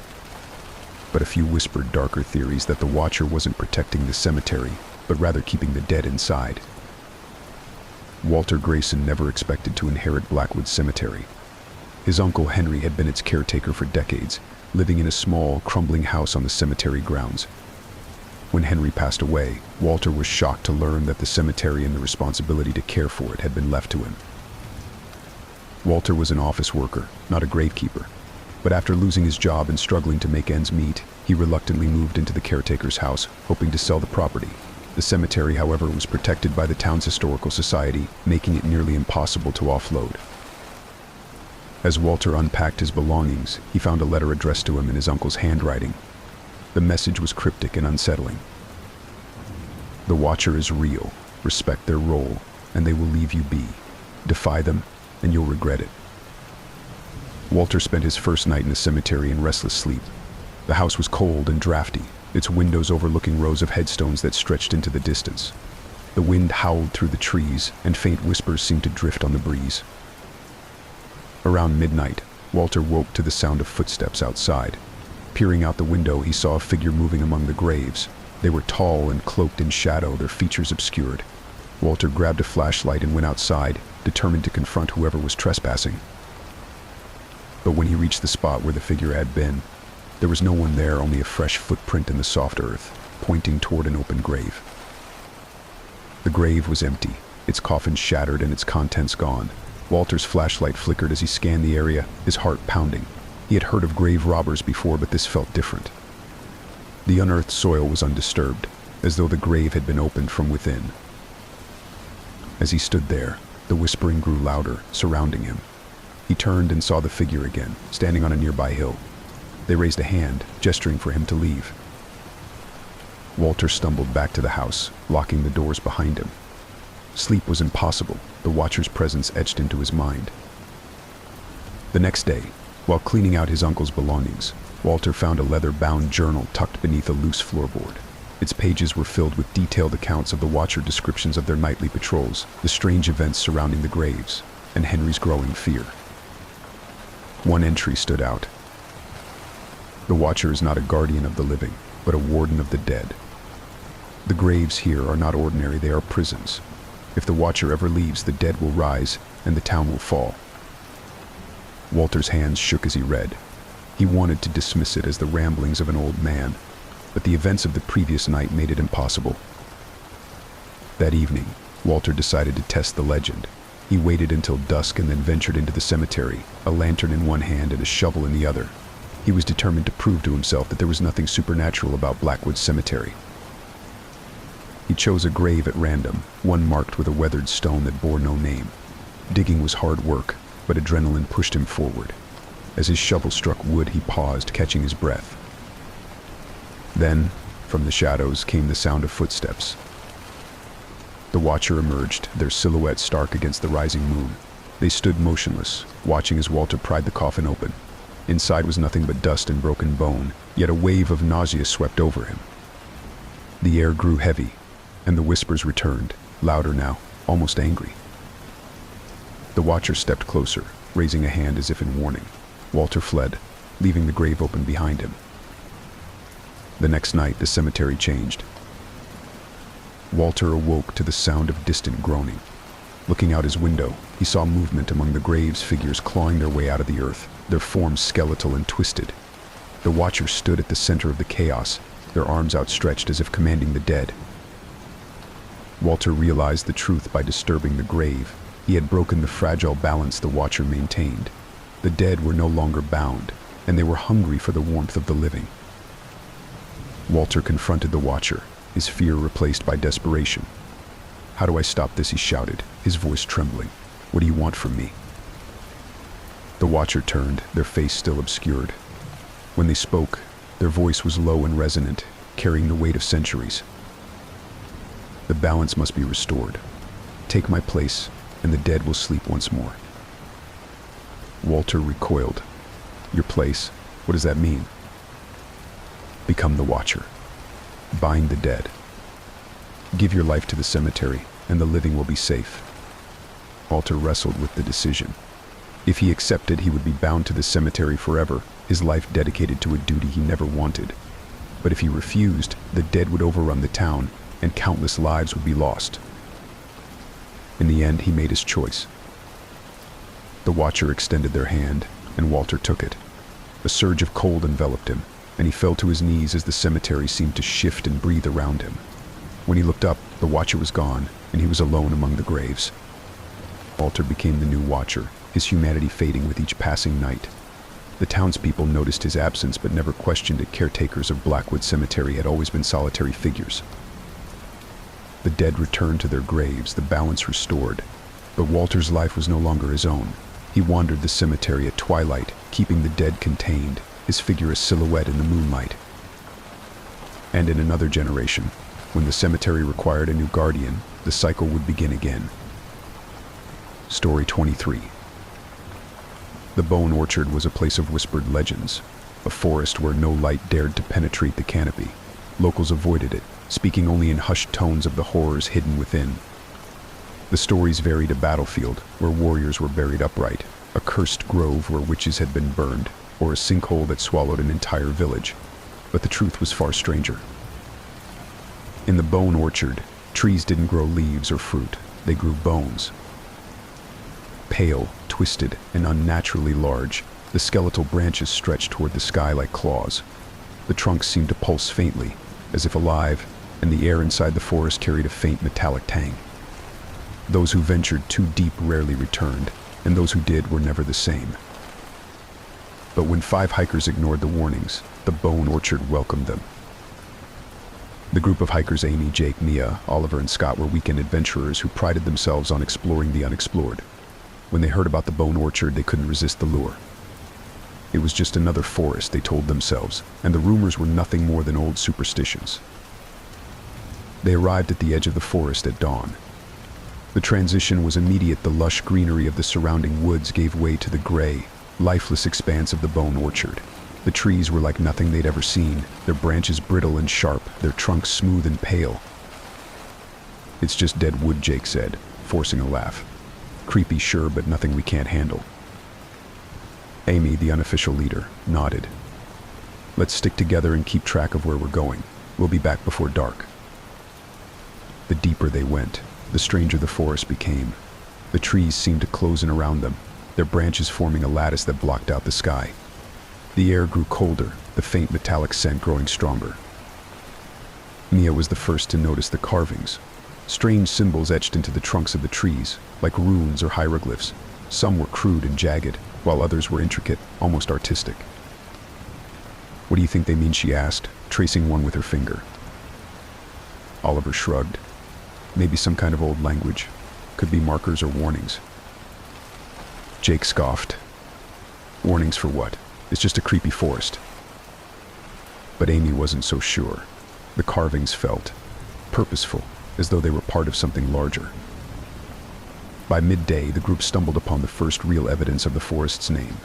Embedded in the ground beneath the trees were bones, human bones. Skulls, femurs, ribs, all tangled in the roots like macaw rings. The hikers froze, the air around them growing heavier. This is a graveyard," Scott whispered, his voice shaking. "We shouldn't be here." Amy knelt down, brushing away the dirt from a half-buried skull. It was smooth and white, unnervingly pristine. "These are too clean," she said. "They should be decayed, brittle. These look fresh." The group exchanged uneasy glances. They decided to press on, though their earlier confidence was fading. As the sun began to sink, the forest came alive. The first sign was the noise, a low, resonant hum that seemed to come from the trees themselves. The sound grew louder, vibrating through the ground and into their bones. Jake was the first to panic. "Screw this," he said, turning back the way they had come. "I'm out." But as he retraced their steps, the path disappeared. Where there should have been an opening, there was only more forest. He turned to shout for the others, but stopped short. A tree nearby began to move. Its branches shifted unnaturally, twisting and bending toward him. The hum grew louder, and Jake screamed as the tree's roots erupted from the ground, wrapping around his legs. The group arrived just in time to see him pulled into the earth, his body vanishing beneath the roots as the tree absorbed him. Panicked and grieving, the remaining hikers tried to find their way out, but the forest had become a maze. The carvings on the trees seemed to shift when they weren't looking, the symbols glowing faintly in the dim light. Scott fell behind, unable to keep up. When Amy turned to check on him, he was gone. All that remained was a pile of bones at the base of a tree, the ground wet with fresh soil. The group realized the truth: the forest was alive. It wasn't just a graveyard, it was a predator. Mia, Amy, and Oliver eventually stumbled into a clearing at the center of the forest. There, the trees grew closer together, their trunks fused into a massive, pulsating form. The hum was deafening now, the ground trembling beneath their feet. In the center of the clearing stood a single figure. It was human in shape, but made entirely of bones, its skeletal frame impossibly tall and elongated. The figure extended a bony hand, its hollow eyes staring into Amy's soul. "You trespass," it said, its voice a low rumble. "But you may leave. For a price." "What do you want?" Amy asked, her voice trembling.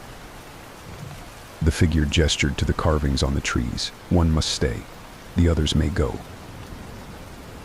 Mia and Oliver looked at each other, panic rising. "We're not leaving anyone behind," Oliver said. The figure tilted its head. "Then none will leave." The group argued, their fear and desperation tearing at their unity. Mia offered to stay, but Amy refused. Oliver tried to attack the figure, but his blow passed through it harmlessly. The forest seemed to close in around them, its branches weaving tighter and tighter. Finally, Amy stepped forward. "Take me," she said, her voice steady. "Let them go." The figure nodded, and the forest seemed to sigh. Mia and Oliver were pushed back by an invisible force, the trees parting to reveal a path out. They hesitated, but Amy shouted at them to run. As they fled, the forest grew silent, its hum fading into nothing. Amy stood alone in the clearing as the figure approached. It extended its hand, and she took it, feeling a coldness spread through her body. The carvings on the trees glowed brighter, the symbols shifting to form a new story hers. Mia and Oliver returned to the edge of the bone orchard, their hearts heavy with grief. They told the story to anyone who would listen, warning others to stay away. But the bone orchard remained, its trees whispering softly to those brave or foolish enough to enter. And in the clearing at its heart, a new figure stood guard, a guardian of bone, waiting for the next trespasser.